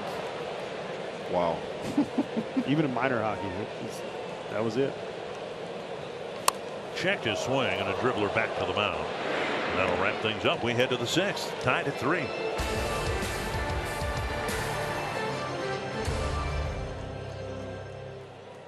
With the Orioles. Mendes running it. Former Twin Jorge Lopez giving up what looks to be the lead run. But they're challenging something in Cleveland, so we'll see how that turns out. 3-3 here as we go to the 6th. Breaking ball, just missed the outside edge. And as fun as it is to watch, it all doesn't matter if you're able to win this ball game, because you can control your own fate. So see if Lopez can go out here and hold him right there. Tie game now, and if Cleveland wins and the Twins lose, or if the Tigers win and the Twins lose, it's a buy one get one free, because the Twins play the first game tomorrow, and they'd have another chance to do what they have a chance to do right now, which is to win it on the field. I like that. Buy one get one free. Except that doesn't apply to the tickets. No, thank you. Yes, I did. Oh boy, would I get in trouble for that, right? Cost you a week's salary. Well, yeah, well, Bramer said that I could use tonight's ticket. It's not your fault for people misinterpretation. No comprehension skills. 3-1. The 5th inning for Lopez started with a walk and led to a really rugged inning, with the Angels scoring 3 runs.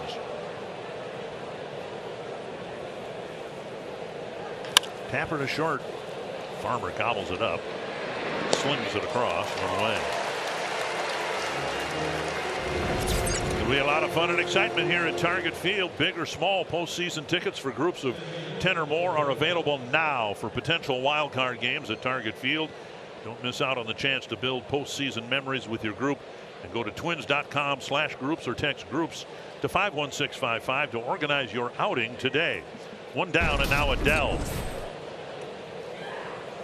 Twins hoping to get to the postseason and win a championship.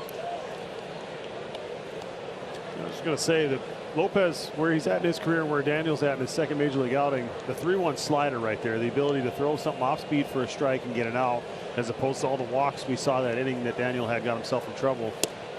He couldn't throw that off speed stuff over 2-0. He couldn't get a slider for a strike. He couldn't throw a first pitch one. His ability to pitch at the big league level is being able to make a quality pitch with something other than a fastball to get yourself back in an at bat, or get it out when you really need it. Slowly, and now Julian to the other side of the bag, fires across and makes a nice play. And then the ability to throw that off speed stuff for a strike makes the fastball that much more effective. You respect that sweeper, you respect that ball moving away from you, and then he just eats you up like this with a good sinking fastball. Julian, nice job fielding it cleanly, coming up, making a good strong throw. Lopez looks like he's back on track. Couple of ground ball outs, and now Walsh hit the 2-run home run that was the big swing of the bat in the 3-run inning that tied it. Ball 1.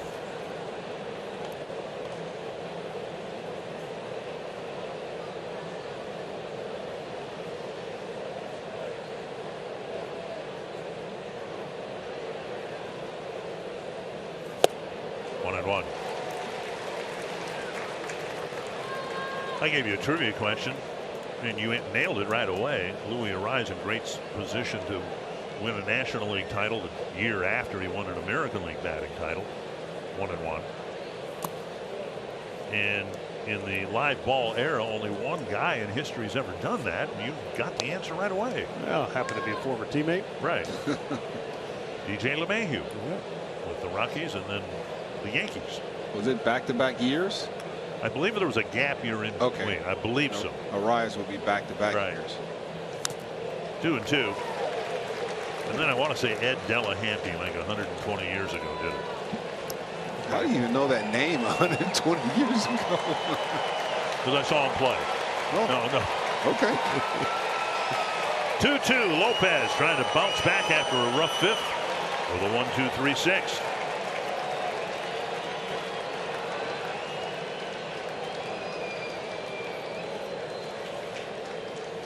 Got him. Twins will hit. Bottom of the 6th. Tied at 3.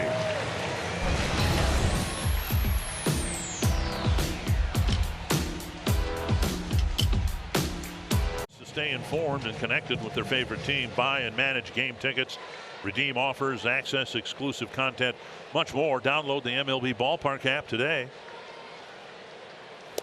Strike on the outside edge to Michael A. Taylor. Pablo Lopez apparently is done for the night. Twins need to score here in the bottom of the 6th to give them a chance to pick up a win tonight. 0-2, quality start, 3 earned runs over 6 innings. I was going to say, pretty typical for Pablo Lopez to go out there, give you a chance, dominate for stretches, keep the other team under control, not get himself in trouble. Only 1 walk, he had the 7 strikeouts. I mean, just get accustomed to seeing, but you never really take it for granted. He's out there, he's grinding, going, can't believe I gave up 3. You know, he's pretty upset about that 5th inning. Daniel reaches back for 95 and blows Taylor away, 1 down. Daniel settled in and found his release point and his good tempo, rhythm. Twins have just 3 hits, but they've taken 7 walks. 2 of them by Wallner. Strike.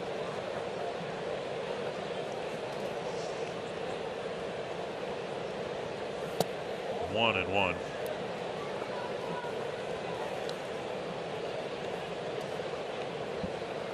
Varland warming up to enter the game in the 7th. Twins have another off day coming up on Monday, last off day of the year. So we expect all the relievers to pitch in this series. That tickles the inside edge, 1-2.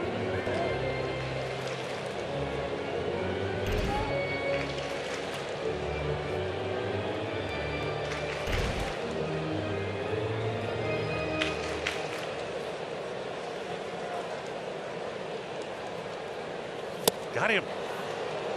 Daniel's done a nice job here pitching through all the walks. He's given up just 1 hit, and that was Castro's triple. You know what I like about this outing? I noticed this. I was watching, talked about this before we came on the air, but watching the Pittsburgh game, leaving Keller out there. In this game, in a season where you're not going to make the playoffs, Phil Nevin going, I'm going to see if this kid can find a way to figure it out. Because you learn a lot more from your failures and from your struggles than you do when you go out there and dominate. And I think to see the turnaround in this start, he's going to take so much more from this start than he would if they tried to protect him, as they say now. It's we're going to protect him. We're not going to let him go out there and take his lumps. Well, that's a lot of times how you learn. You walk as many guys as he did in that inning. He got out of trouble, and then he's found it. A drive right field, headed down the line. Gone! Kirilloff puts the Twins back in front.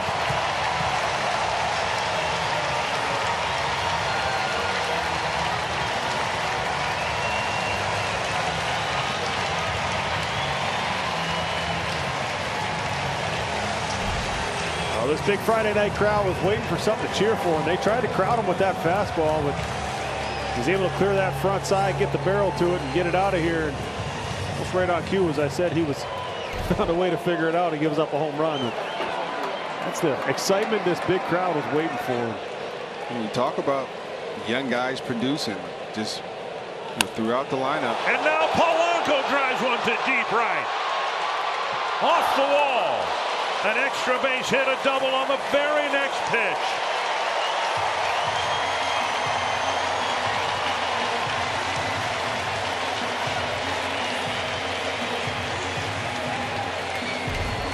Polanco got him a hanging breaking ball. He just missed a home run for himself. Like just off the sweet spot of the bat there. We've seen Kepler as good as anyone in right field here. He actually had a play on that ball, but that overhang can mess with you as a right fielder. He came down. Jeffers lifts it down the line. It'll twist foul for strike 1. It's amazing. Kirilloff pinch hit in the second inning of this game with the bases loaded. Didn't start, came in, but it's kind of why they formulate the lineup the way they do. They anticipate the matchups they can get later on in the game. Kirilloff coming up with a big hit. Pulled foul. And there's this too. The Angels have just one left-handed reliever. And so, yeah, why not make the move? You've got a chance with the bases loaded in the second inning to break the game open. It's something that earlier in the year, we look at it and we go, okay, and it seems like the guys have really adjusted well to it. They understand when they're going to get ready to hit, and they're prepared for that role. Jeffers takes just off the plate. Good pitch on 0-2.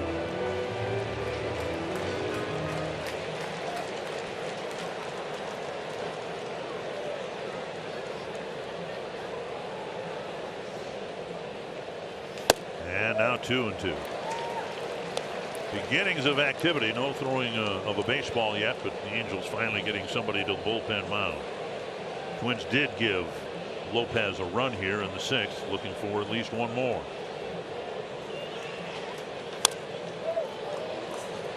Jeffers struck out with the bases loaded in the 4th.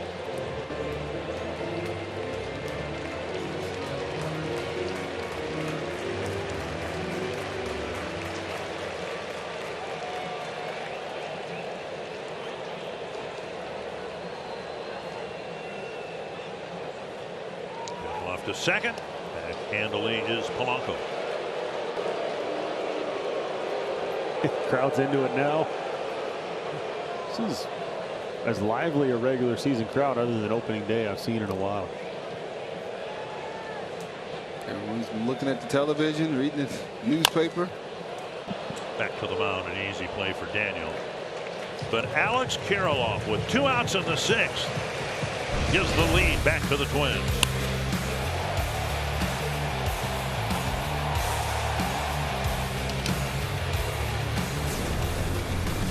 Story of the game. Pablo Lopez absolutely cruising early in this one tonight. In fact, he had retired 10 straight heading into the 5th inning, but that was when the Angels would start to get to him. Suddenly a home run and 3 singles, and we find ourselves in a tie ball game, and the Twins looking for something to get themselves and the crowd back into this ball game, and that's where Alex Kirilloff comes in to the rescue, smashing his 10th home run of the season to put the Twins back ahead 4-3 with that home run, a new franchise record for Minnesota. That is 12 different players with double-digit home runs on the season, and guys, that was a big one. Well, it sure was. We'll see if it holds up or whether the Twins can add to it. Now to the bullpen, Louis Varland coming out of the pen to pitch to the Angels in the 7th. Varland hadn't pitched since the 15th, which was last Friday against the White Sox. 2 innings, 10, 1 hit, no walks, 4 strikeouts. And that hard fastball and a really good hard cutter. A couple of fastballs and it's 1-1. It's the cutter that seems to really be a weapon for him. Sky near the mound. Julian coming in. He didn't use 2 hands. Nope. He didn't look too comfortable either. As long as you catch it. That's all that matters. Smile on his face will tell you that ball was about a mile up in the air. That's the one when I'm going after that one. I'm just listening, full on listening for somebody to go, I got it. I got it. I go, please take it. There's Fletcher. There's the cutter. So the fastball upper 90s and the cutter low 90s, and in tandem, that's a weapon out of the bullpen. Yes, and it's short, it's quick. Ooh. Oh, God, Jeffers good. It's just power dominant stuff. And got away with that one a little bit. Ooh, she did.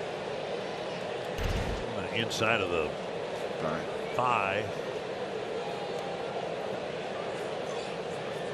Yeah, those numbers trending up out of the bullpen. The Arsenal changing a little bit, reducing the 3rd and the 4th pitches, just going with those 2 dominant ones predominantly. Back to Varland. He runs it 2/3 of the way there. This is what we've seen with Varland for the most part coming out of the pen. A lot of soft contact. Yep. With that bulldog mentality, he's so locked in, focused. You know, he's just being very aggressive in the strike zone with his best 2 pitches. Diaz, the only lefty in the Angel pen, looks like he's going to get the bottom of the 7th. 99 up and in. Well, it's the max effort part of it too. He's coming at you with the fastball and the cutter with the same aggressiveness in the delivery, the arm action, everything coming towards you. There's no let up. So you saw it in Fletcher's at bat. Even though he kind of spun that one cutter up there, he was sold out to that fastball, or he was sold out to that conviction of the arm speed and the arm action that he missed it off the end of the bat. 100 and fouled away. I mentioned that to him the last time he did that when he pitched at home. And he said, at least it was in the strike zone this time. That's all that matters. It's in the strike zone. With 100 miles an hour fastball, you can see he just lined over the Twins dugout. Now you're saying, what do you throw here? You throw the cutter, you throw the fastball. Blow him away. Yeah, elevate the fastball. The cutter at 94. It's kind of, I don't know, obviously different mix, but Wade Davis moving to the bullpen and then becoming a dominant reliever. It's you see it a lot. A dominant inning once again from Louie Varland.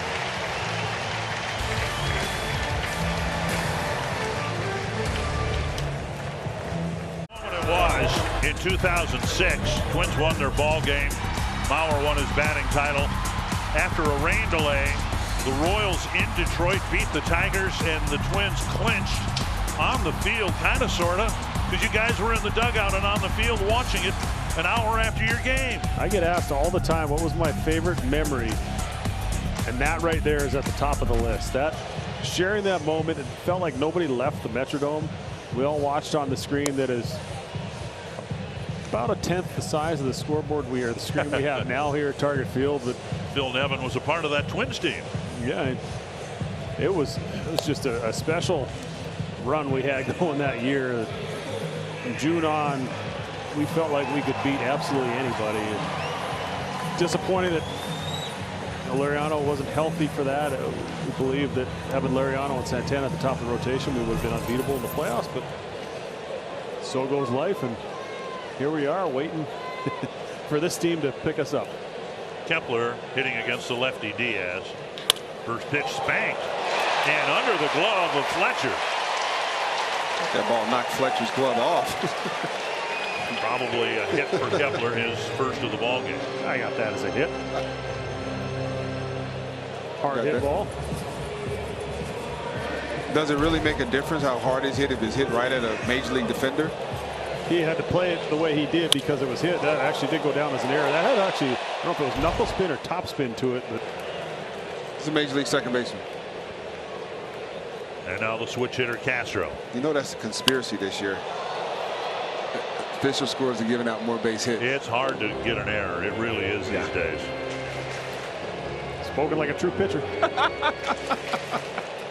One strike to Castro. I'm giving the position players a lot of credit. Like, they're major league position players. I mean, some balls just should be caught. 1-1. 120 off the bat. If it's right at you, you got to catch it, right? It wasn't exactly right at him. It's 109.6. It would have been right at him had he not opened up and tried to olay it. He wasn't trying to olay it. He was trying to give himself a hop. Fellas, come on now. If that ball hits the ground, it's going to take a crazy hop. He has no. You either give or you come get it.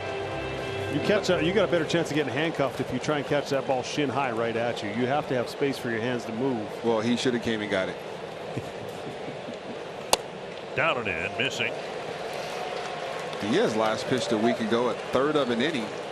Gave up 7 hits, 7 earned runs, 2 walks against the Tigers, the Tigres.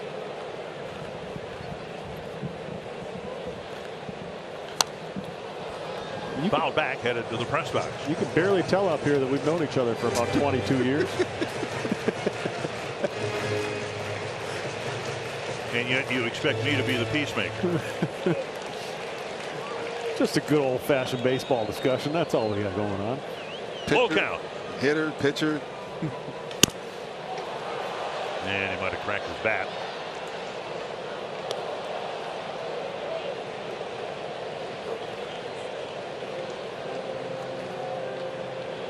Castro is a left-handed batter, nearly homered in the fourth. He did triple leading off the fourth. Twins scored a couple of runs then.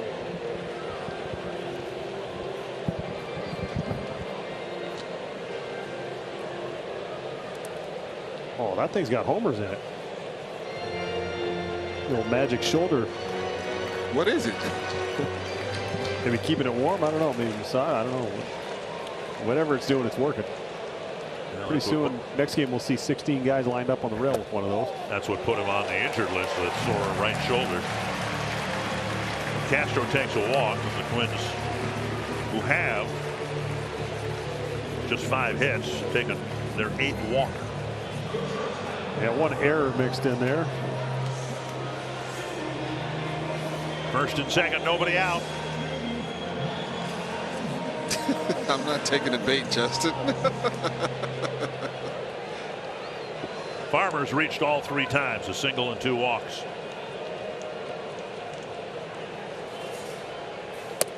Down and in, ball 1.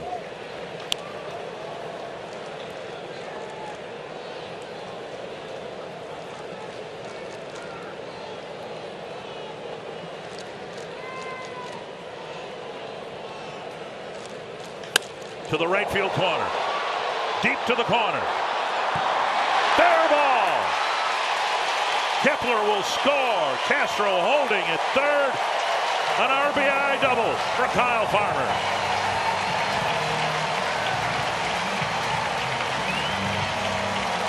Just amazing, this next man up mentality this team has. And that they've developed it in the second half, this trust in each other. Whoever's up there, they feel like has an opportunity to come through. And there's so much trust in this offense. You get a couple guys on, and it seems like a different guy every night comes through as a hero. And Farmer get an opportunity with some consistent playing time. Somehow kept that ball fair down the line. I just love that bats that they've been taking the second half. You know, it's just not pull, or swinging for the fence. They're getting really good, taking really good at bats, using the entire field. And when you start using the entire field, it opens you up for more hits. Well, it allows you to hit off-speed pitches like that as well. A lefty off-speed, something slow away. If you're thinking pull there, that's a ground ball to short or roll over, top something back to the mound. But if you're thinking through the big part of the field, it gives you a chance to stay on that ball. Infield in for Julian. Good take. Ball 1.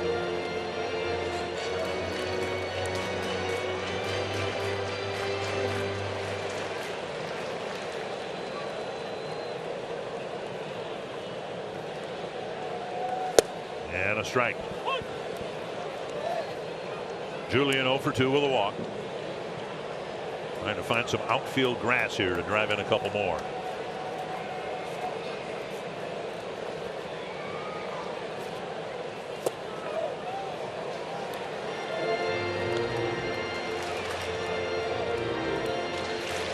Lefty matchup, and with nobody out, Angels have to be wary of the safety squeeze here.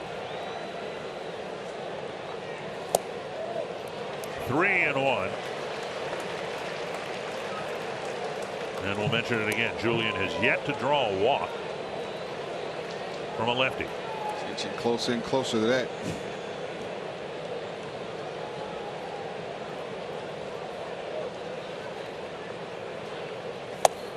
Well, there he is, heading to first. His second walk tonight, and they're loaded up for Michael A. Taylor.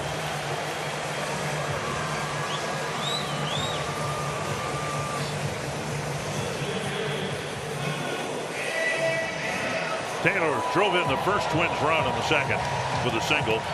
Since then, a couple of strikeouts, including one back in the 4th inning with the bases loaded. Strike 1. Well, he didn't like it. Looked like it clipped the bottom of the zone. Not going up there looking for a first pitch curveball down there. See if he can get himself something better to hit. 1-1.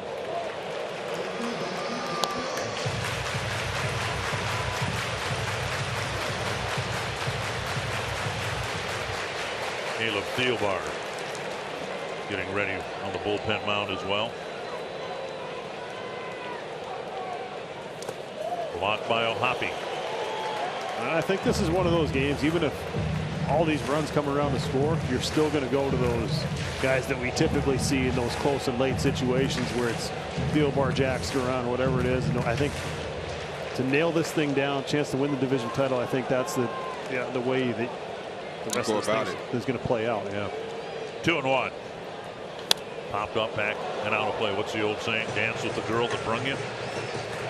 These guys have been so instrumental in pinning things down in the late innings.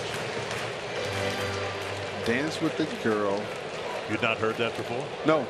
No, I like it. I'll use it. 2-2. Full count with the bases loaded and nobody out. Twins got a bases loaded walk back in the 4th. Yeah, they're waiting for that one big blow, and this is the chance. Bust this thing open right here. Had an opportunity earlier.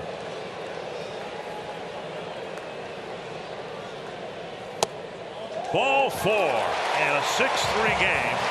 And now it's Jordan Luplow's turn.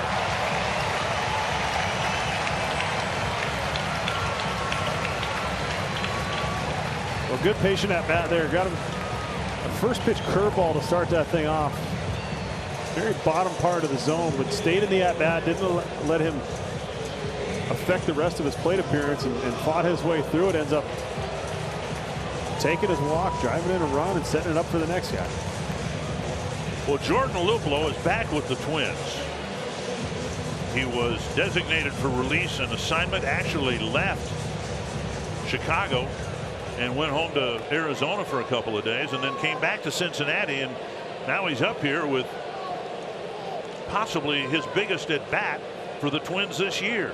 It's amazing how things change so fast. In there, a strike. Weeks ago added to the Twins because of his good history against left-handed pitching. And here he is with the bases loaded, nobody out, and a lefty on the mound. 0-2.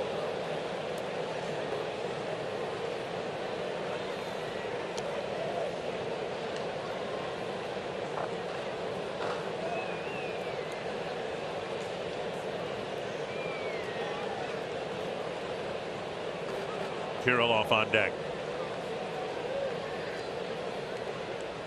Tap foul to stay alive. He got one hanging a little bit there. Jordan said his little trip back home was like an all-star break for him. He's ready to go.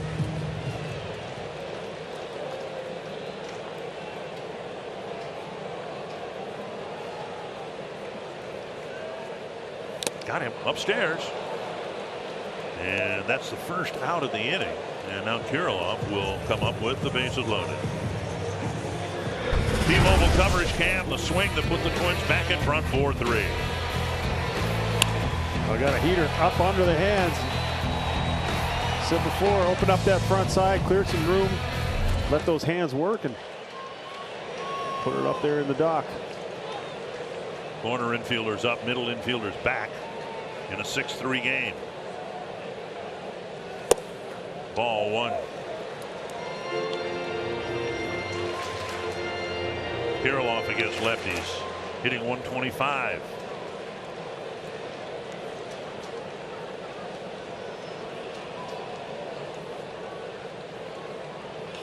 That's to center.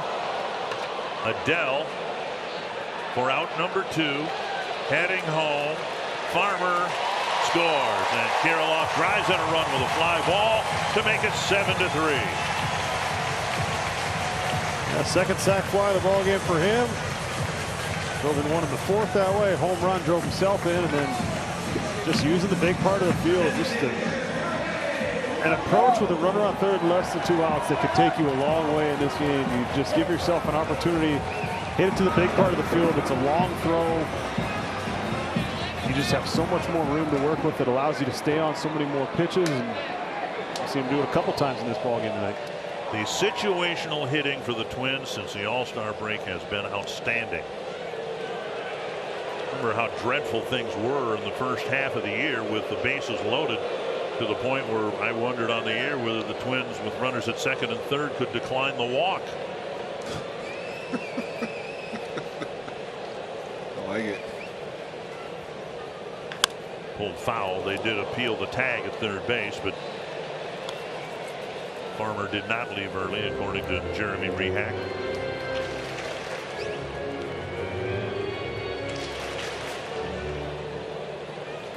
One strike.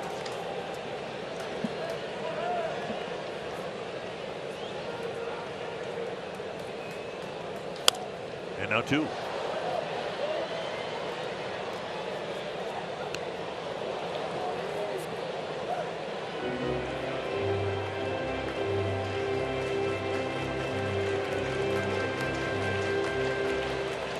1 in the 6th, 3 so far here in the 7th. Twins have taken 10 walks tonight.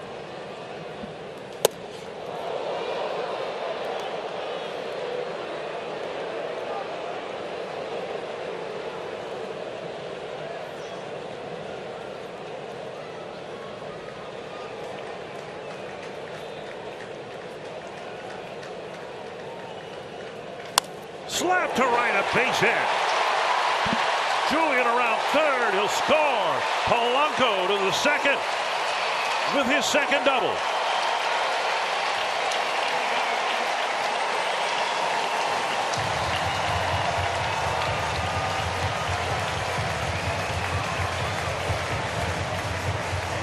Left-handed last time up, right-handed this time. Much like we saw Farmer do.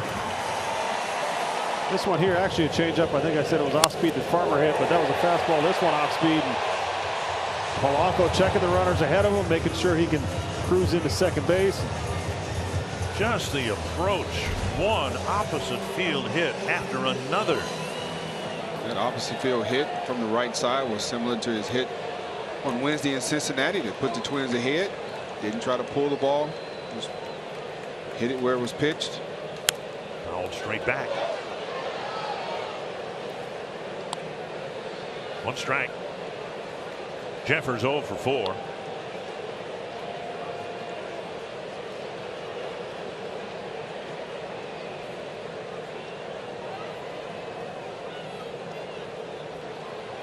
And now 1-1. 7 hits for the Twins, but the 10 walks have just destroyed the Angels' chances of taking a lead after they tied the game. Back in the 4th inning. It took the Twins a couple innings to start to capitalize off all the free bases.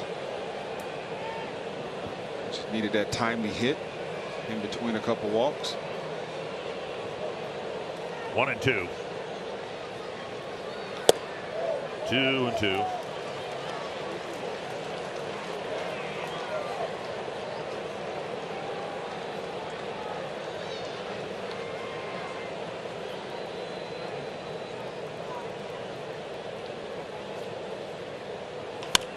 Popped up down the left field line. And a long run for Grichuk. Making the catch to end the inning.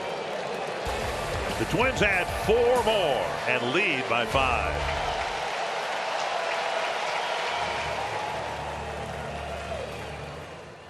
Was here at Target Field, but they had to wait.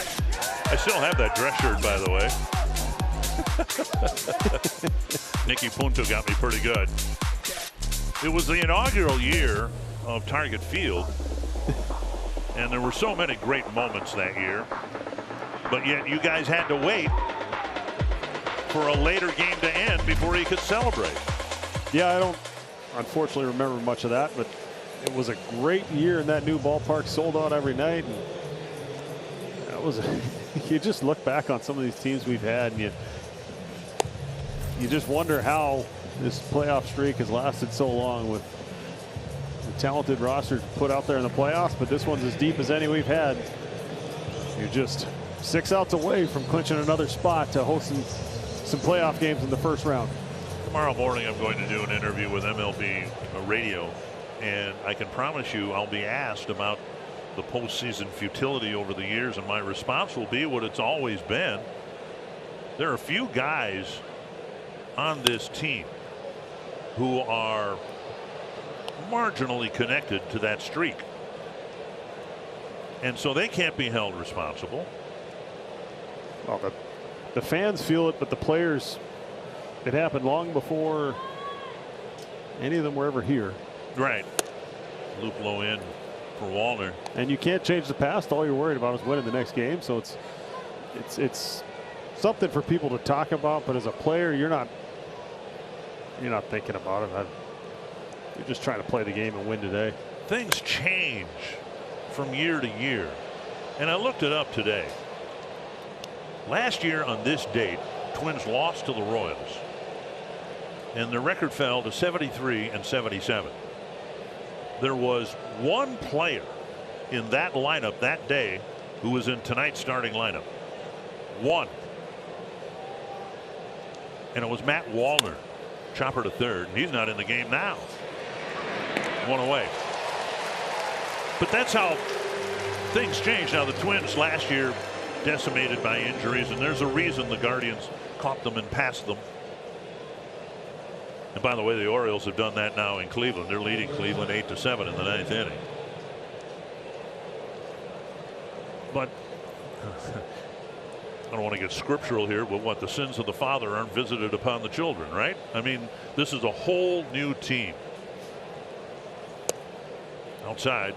Yeah, with depth and with players from other organizations coming in, and some aware of it, and most probably only aware of it when they get asked about it, and completely out of their control. And a strike, 1-1. I just like, you can feel the excitement building in the ballpark. Everyone, you know, sure, some extra tickets sold to see this team a chance to clinch at home. Well, the seats are full, but then the concourse is full too. And I think people are quite willing to, even though the Twins right now have this game in hand, and maybe on another Friday night, someone would have left by now, but they want to see what might very well happen here. The team celebrating on the field. Now, when we talked about the 2006 celebration where you guys came out to the dugout in the field to watch on the quotation marks big screen in the Metrodome. 3-1. High fly center field, playable for Taylor. Phil Nemeth said it was the only time he got to the playoffs. He's now the Angels manager. Only time he got to the playoffs, and it was such a wonderful experience the way that the Twins clinched in 06. But he said one of the things he remembered is you guys had the champagne out ready to go on the field, and some landlord at the Metrodome said, no, you can't spray champagne on the Metrodome field. You have to take it back up to the clubhouse. And that's where most of the champagne was sprayed. And just another reason we're glad to be playing outdoor baseball. Yeah. The 32,006 that showed up tonight are all in anticipation of what we're about to see. Hopefully, nothing done yet, but 0-2, yeah.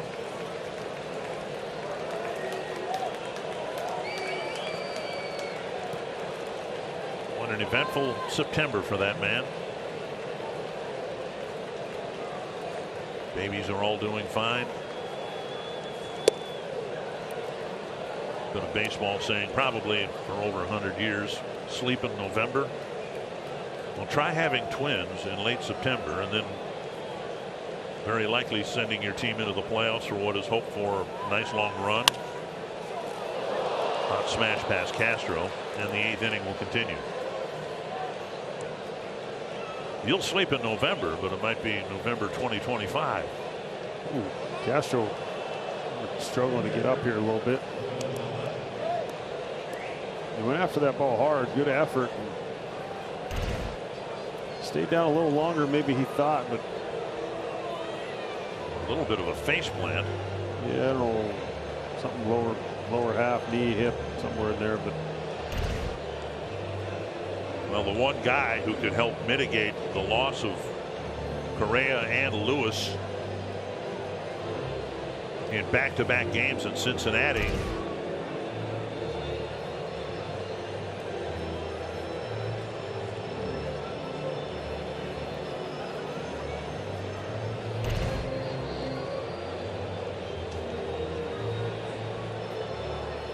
Always like it when players nod. I just assume that the question is, can you continue?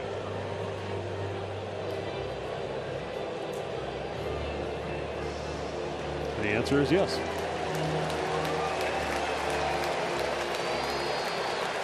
Well, a base hit for Drury until we're informed otherwise. We'll assume Castro is okay.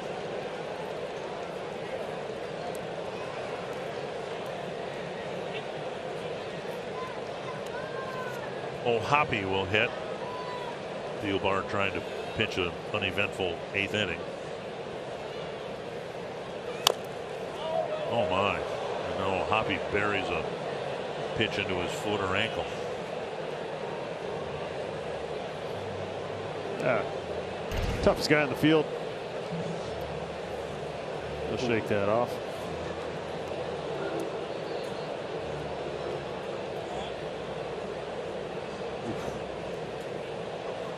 Of all the things I miss in Major League Baseball, that is not one of them. And just for good measure, probably throw him another breaking ball in there.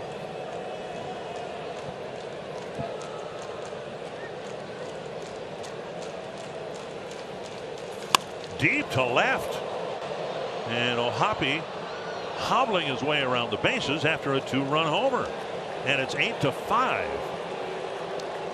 A 2-out single, a line drive home run, and for O'Hoppe, his 12th of the year. That little limp he's got going around the bases doesn't hurt quite as much. He was able to get the barrel to that sweeper, had a little top spin hook to it, and hit it hard enough to get it out of here.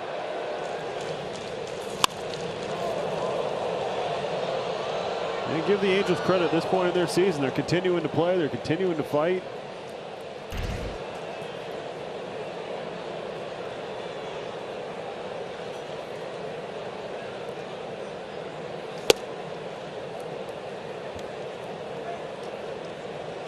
One and 0. Guardians came back with 2 in the bottom of the ninth. A crushing loss for the Orioles. They'd just taken a lead in the top of the ninth. And Cleveland still alive. And the Orioles trying to hang on to first place in the American League East, but they've had 2 crushing bullpen blowups in Cleveland.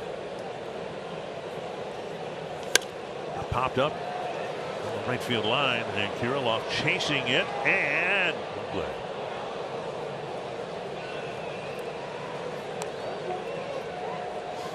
Toronto beat Tampa Bay, so the Orioles will maintain a 1.5 lead over Tampa Bay in the East. Texas is leading Seattle in the first of 7 games they're going to play in the next week and a half. 8-4. 1-2 to Adell. 2-2.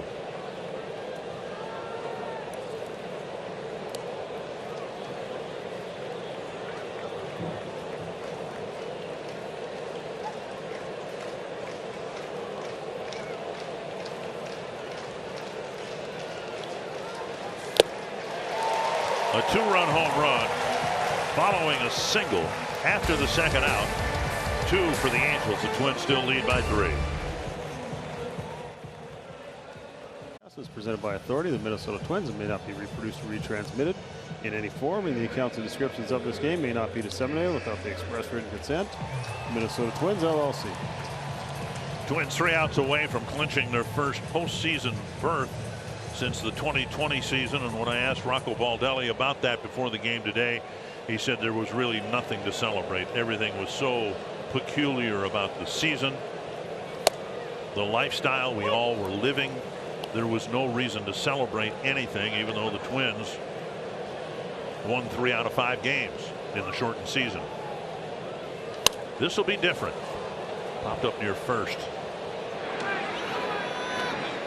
1 away. I believe what he said was, I try and forget almost everything that happened that entire year. Not alone. It allows you to appreciate days like this that much more. Jhoan Duran getting loose, and of course it's a night game here, so his entrance will be quite stirring with a crowd of, what'd you say, over 32,000? 32,006. Good to see Castro hitting after tweaking something in his dive to his left in the top of this inning.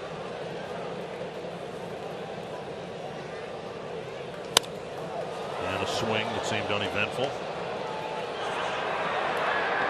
2 down. And that'll bring Farmer, who has reached all 4 times, 2 singles and 2 walks.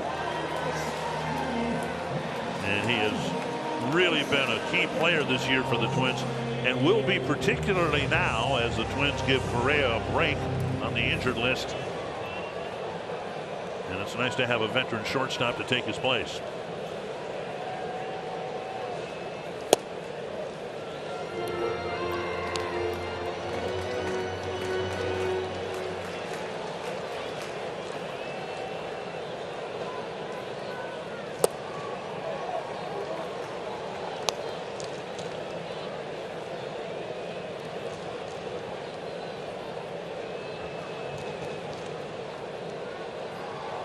pulled to third.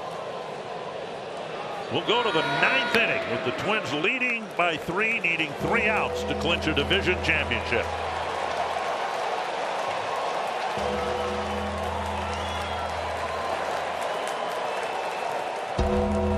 Picked out the music. The special effects here at Target Field, outstanding. Fans getting into it with the flashlights on their phone. And the Twins hope to go through this routine about 12 times in October. I'm interested to see how much adrenaline he's got going. Crowd into it. As much as we've seen, I got chills coming in, seeing everybody on their feet, the excitement of the moment. And we've seen him hit 105 a couple times this year. Hopefully, want to. If he's going to get there, but there is going to be a little extra adrenaline knowing what's on the line here. That you could be the guy out there finishing this thing off as you punch your ticket to the playoffs. Not that it matters, but it is a safe situation. I suspect if it had been a 5-run lead, Duran would have been the pitcher in the 9th anyway. I think so. Walsh will lead things off. Hit a 2-run home run when the Angels tied the game in the 5th.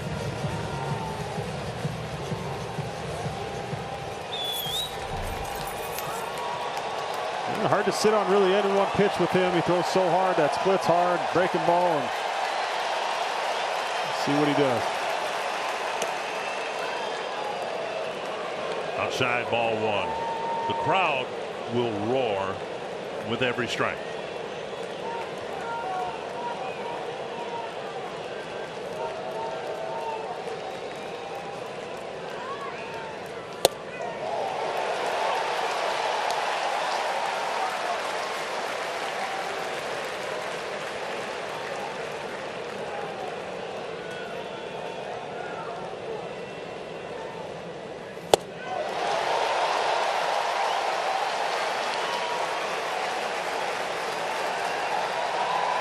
Here it is.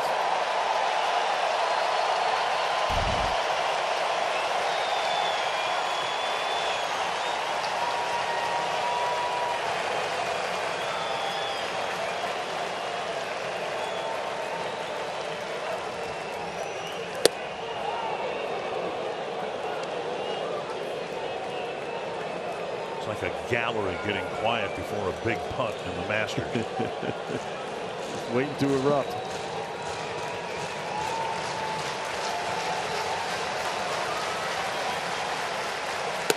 Three and 2. Grichuk on deck. Well, big pitch right here. You definitely don't want to let the leadoff guy get on with a 3-run lead. You throw a quality strike right here, right at him.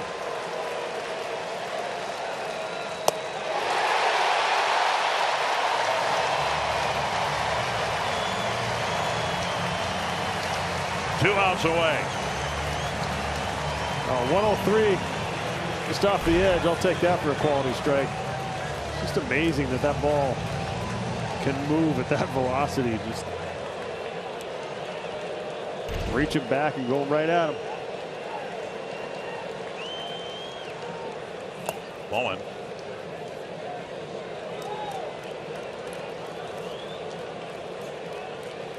Grichuk 1 for 3.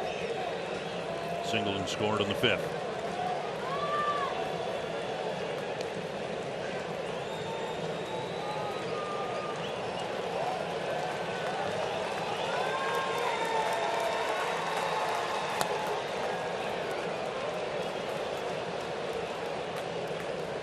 Eight pitches, only 3 strikes. And Duran doing a little ground keeping, and Jeffers out to the mound. Well, mentioned that adrenaline when he came in, a lot of excitement. You wonder, maybe a little overamped. That's something. Just have to learn how to harness that a little bit extra adrenaline, and it's only going to get greater as we move on. Well, typically pretty good command out of Duran. Doesn't get himself in trouble a whole lot with walks. See what he wants to go with. Maybe that meeting just as much to slow him down, but also, hey, what do you want to throw here? Get us back in this count.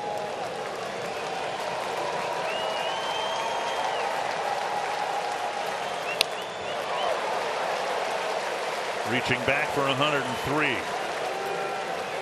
That'll get you back in a count.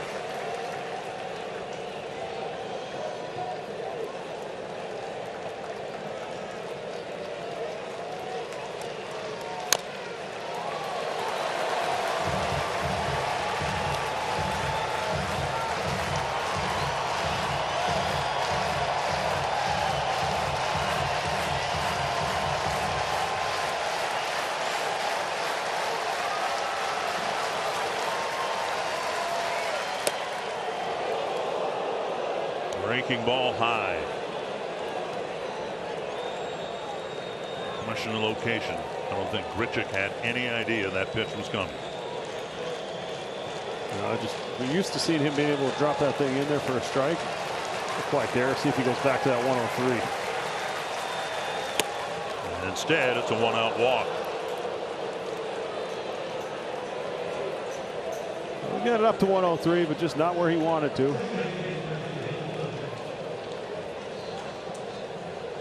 Fletcher, the batter. For Duran, 59 2/3 innings. That was his 23rd walk, but 5 of those have been intentional.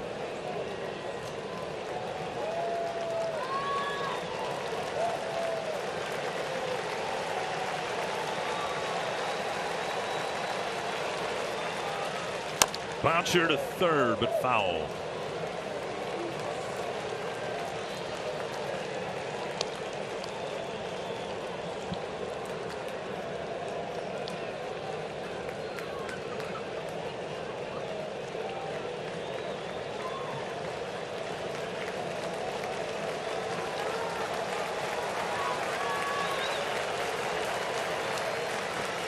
Dug out by Jeffers and dancing to second. Grichuk taking the double play out of order.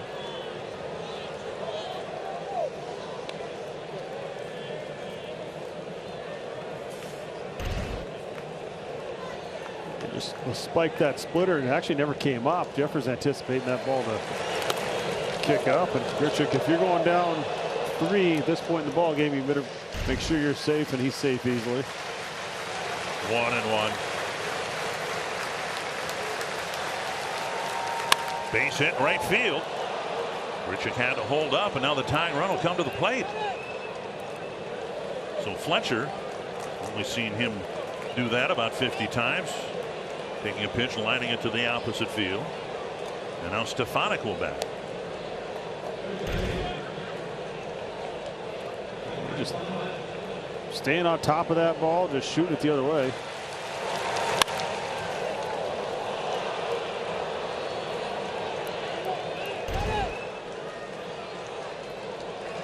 Strikeout, then the walk, the wild pitch, and now a single. Stefanik 1 for 3.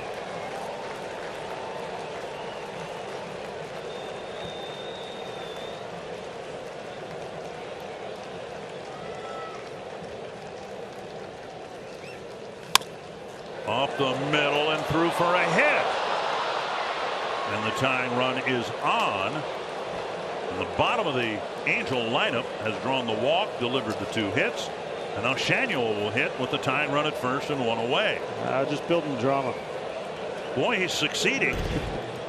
Yeah, it's a split that kind of stayed up. He got the ground ball I think he was looking for, just hit in a perfect spot right over the second base bag.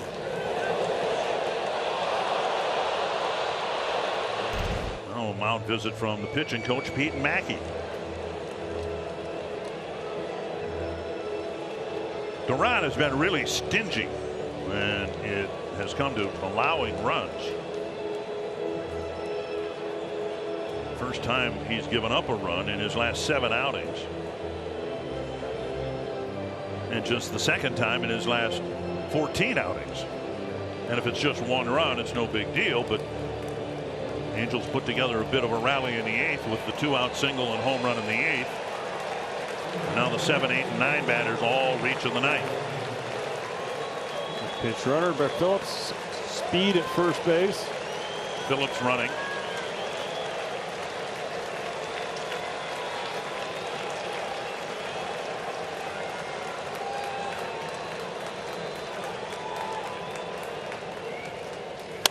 line to foul.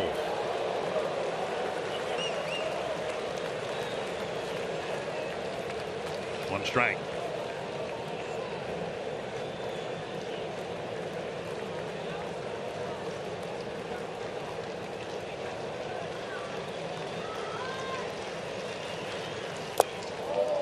Low, 1-1.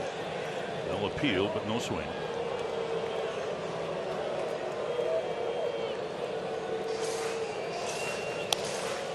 $18 pitches, 9 strikes.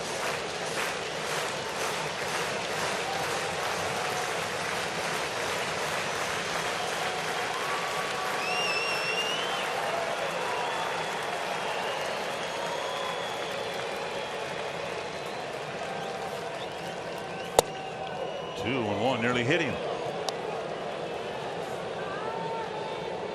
Yeah, just some misfires. Getting it to where he wants to, obviously. And sped him up. He was late on that first pitch fastball.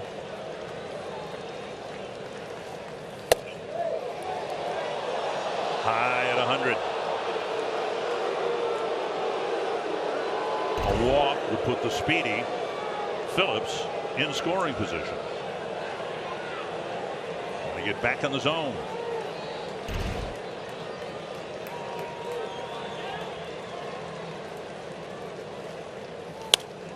And now 3-2.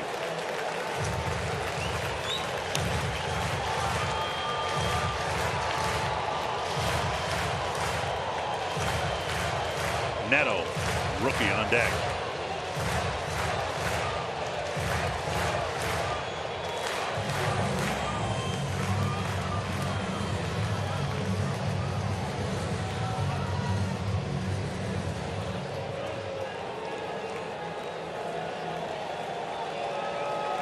Three and two.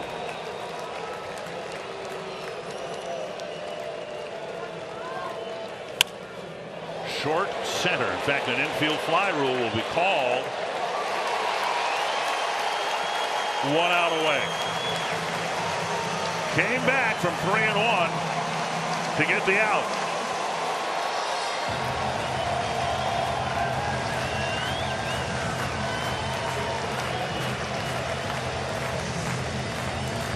Neto 0 for 4 with 3 strikeouts. Last hope for the Angels.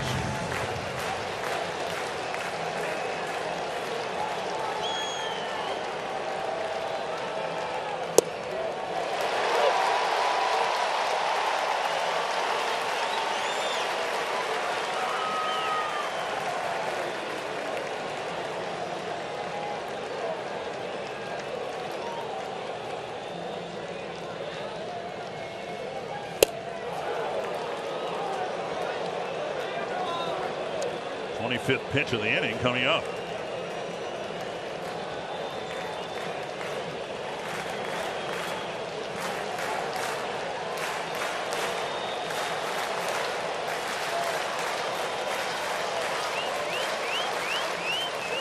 Two and one.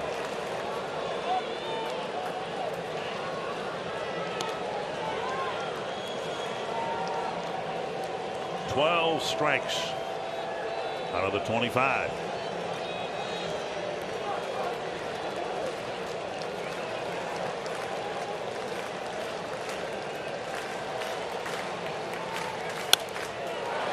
One strike away.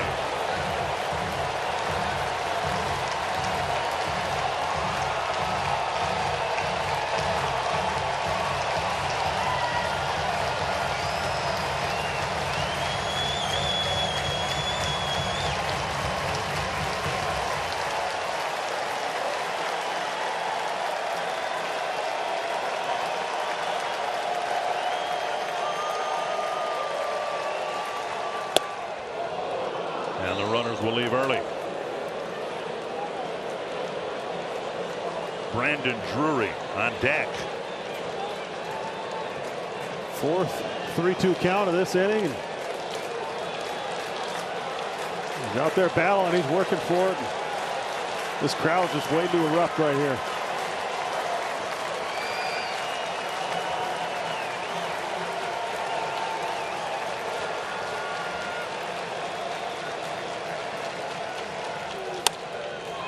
foul with the runners going. Not insignificantly, Phillips is a really good runner at first base, and now he's got an early start.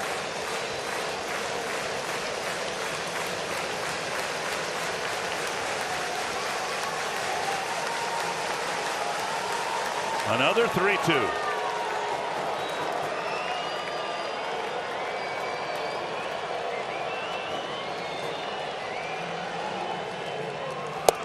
And they're loaded up for Brandon Drury. In the inning, 2 walks, 2 singles. And this will be the 30th pitch for Duran. Griffin Jax has been down there throwing a little bit. And you want Duran to be a guy on the mound to finish this off. Jeffers going to go out, have a little talk with him, give Jax a little more time to go. And Emilio Pagan and Jax getting loose in the Twins pen. I think Duran's got one more batter. Just trying to get on the same page here. Strike one, so important. Working from in front. It's really been a battle from behind in a lot of these counts, trying to get himself back into it, not able to really set the hitters up to swing at his pitch. See what they feel the best opportunity to get strike one is here.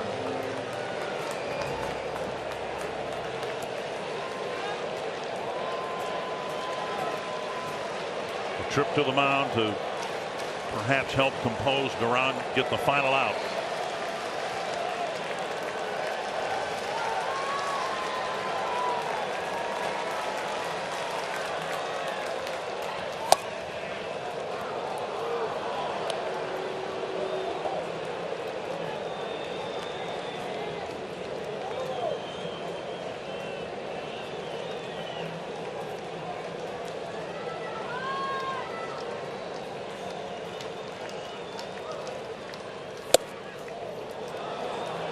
These are not borderline pitches. He's missing by inches.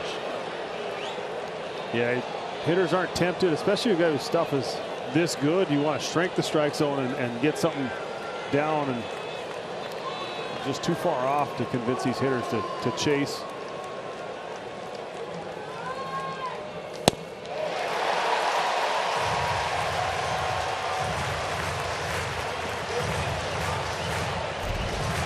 See this one here, right on the edge of the zone. Hitters count. Just reaches back and goes right at him.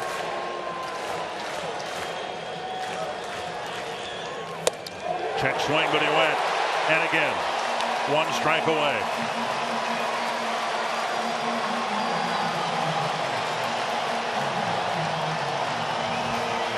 $32,000 plus, trying to coax one more strike from their reliever. Up the middle. A championship returns to Twins territory.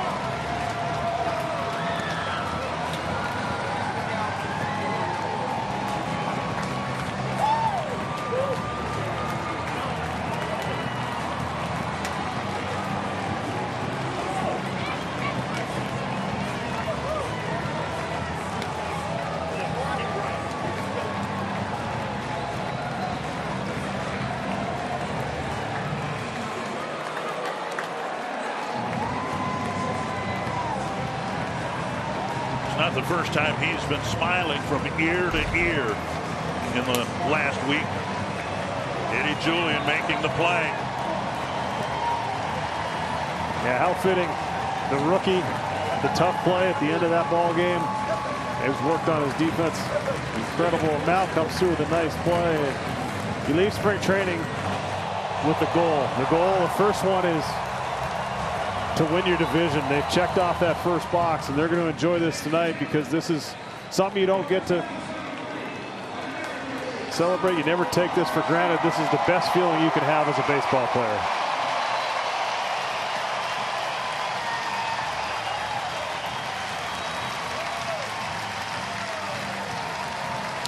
Look at all the new faces, rookies, acquisitions from a year ago. They're all over the field.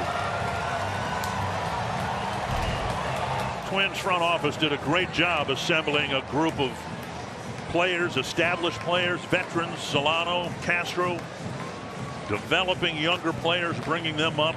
That really helped spark this team offensively. Paying the price to get a Pablo Lopez, giving up a league batting champion. Yeah, second chances. You've got guys, opportunities, guys switching roles, moving to the bullpen. You've got guys kind of doing a little bit of everything, but everyone playing a part in this up and down the roster. All the pinch hitting we've seen, all the moving around the field, the versatility of all these guys. And the next step, getting everybody healthy. But they've got great fill-ins like Kyle Farmer, who's done a great job of. And right now he's downstairs with Audra. All right, Kyle, 2023 Central Division champs. How good does that sound? Incredible. This team has worked so hard for it, and we played so well. And you know, you can't beat these fans tonight. I mean, y'all brought it, and we're going to do it again in October. So let's do it again. Come on out. Let's go. This team is awesome. We worked so hard, and I'm so proud of them. You mentioned the fans. This is the first time in 13 years that they have been here to celebrate with you guys. How special is that? How much does the energy on a night like this help? Yeah, it's incredible. I was standing out there and just taking it all in. And, you know, everybody did such a great job tonight. And we're going to get that first win since 2004. I promise you that. Kyle, you know as well as anybody how important depth and the next man up mentality is. When you look at how this team came together, how much of a complete team effort is this division title? Yeah, I mean, all 26 guys on the roster, even the 40-man roster guys in AAA have pitched in and helped us out. So, you know, this depth is, our bench is so deep, and so is our 40-man roster, and Rocco and the staff does such a great job putting us in the right situations. Well, congratulations. Go enjoy it. Thank you. Appreciate it. Let's go. All right, what a game. What a way to end things here at Target Field tonight. This team is the Central Division champs, guys. Well, this team hasn't shied away from talking about what they want to accomplish as a group, and they've taken the first step in getting there. And soak it in, boys. Enjoy it, because this is what you play for. Rocco Baldelli now with Audra. All right, Rocco, I just asked Kyle the same question, but how good does it sound, and how fun is it to finally be able to celebrate the division title? Yeah, that's what we're here to do. This is what we're here to do, and I'm going to tell the players that we were dedicated to committing to just winning. The most important thing here is winning and bringing a winning team and a World Series back to Minnesota, and that's what we're here for. So this is just the start, in our opinion. We got work to do, but for all the fans here, thank you for your support.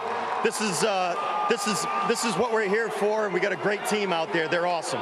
You have been here before, but why is this group and this celebration special? Well, these guys care. They care about Minnesota. They care about Twins territory. They care about each other, and they're winners. You guys had a vision this offseason to bring in as many good players as possible and figure out how to make it work, and it did to a T.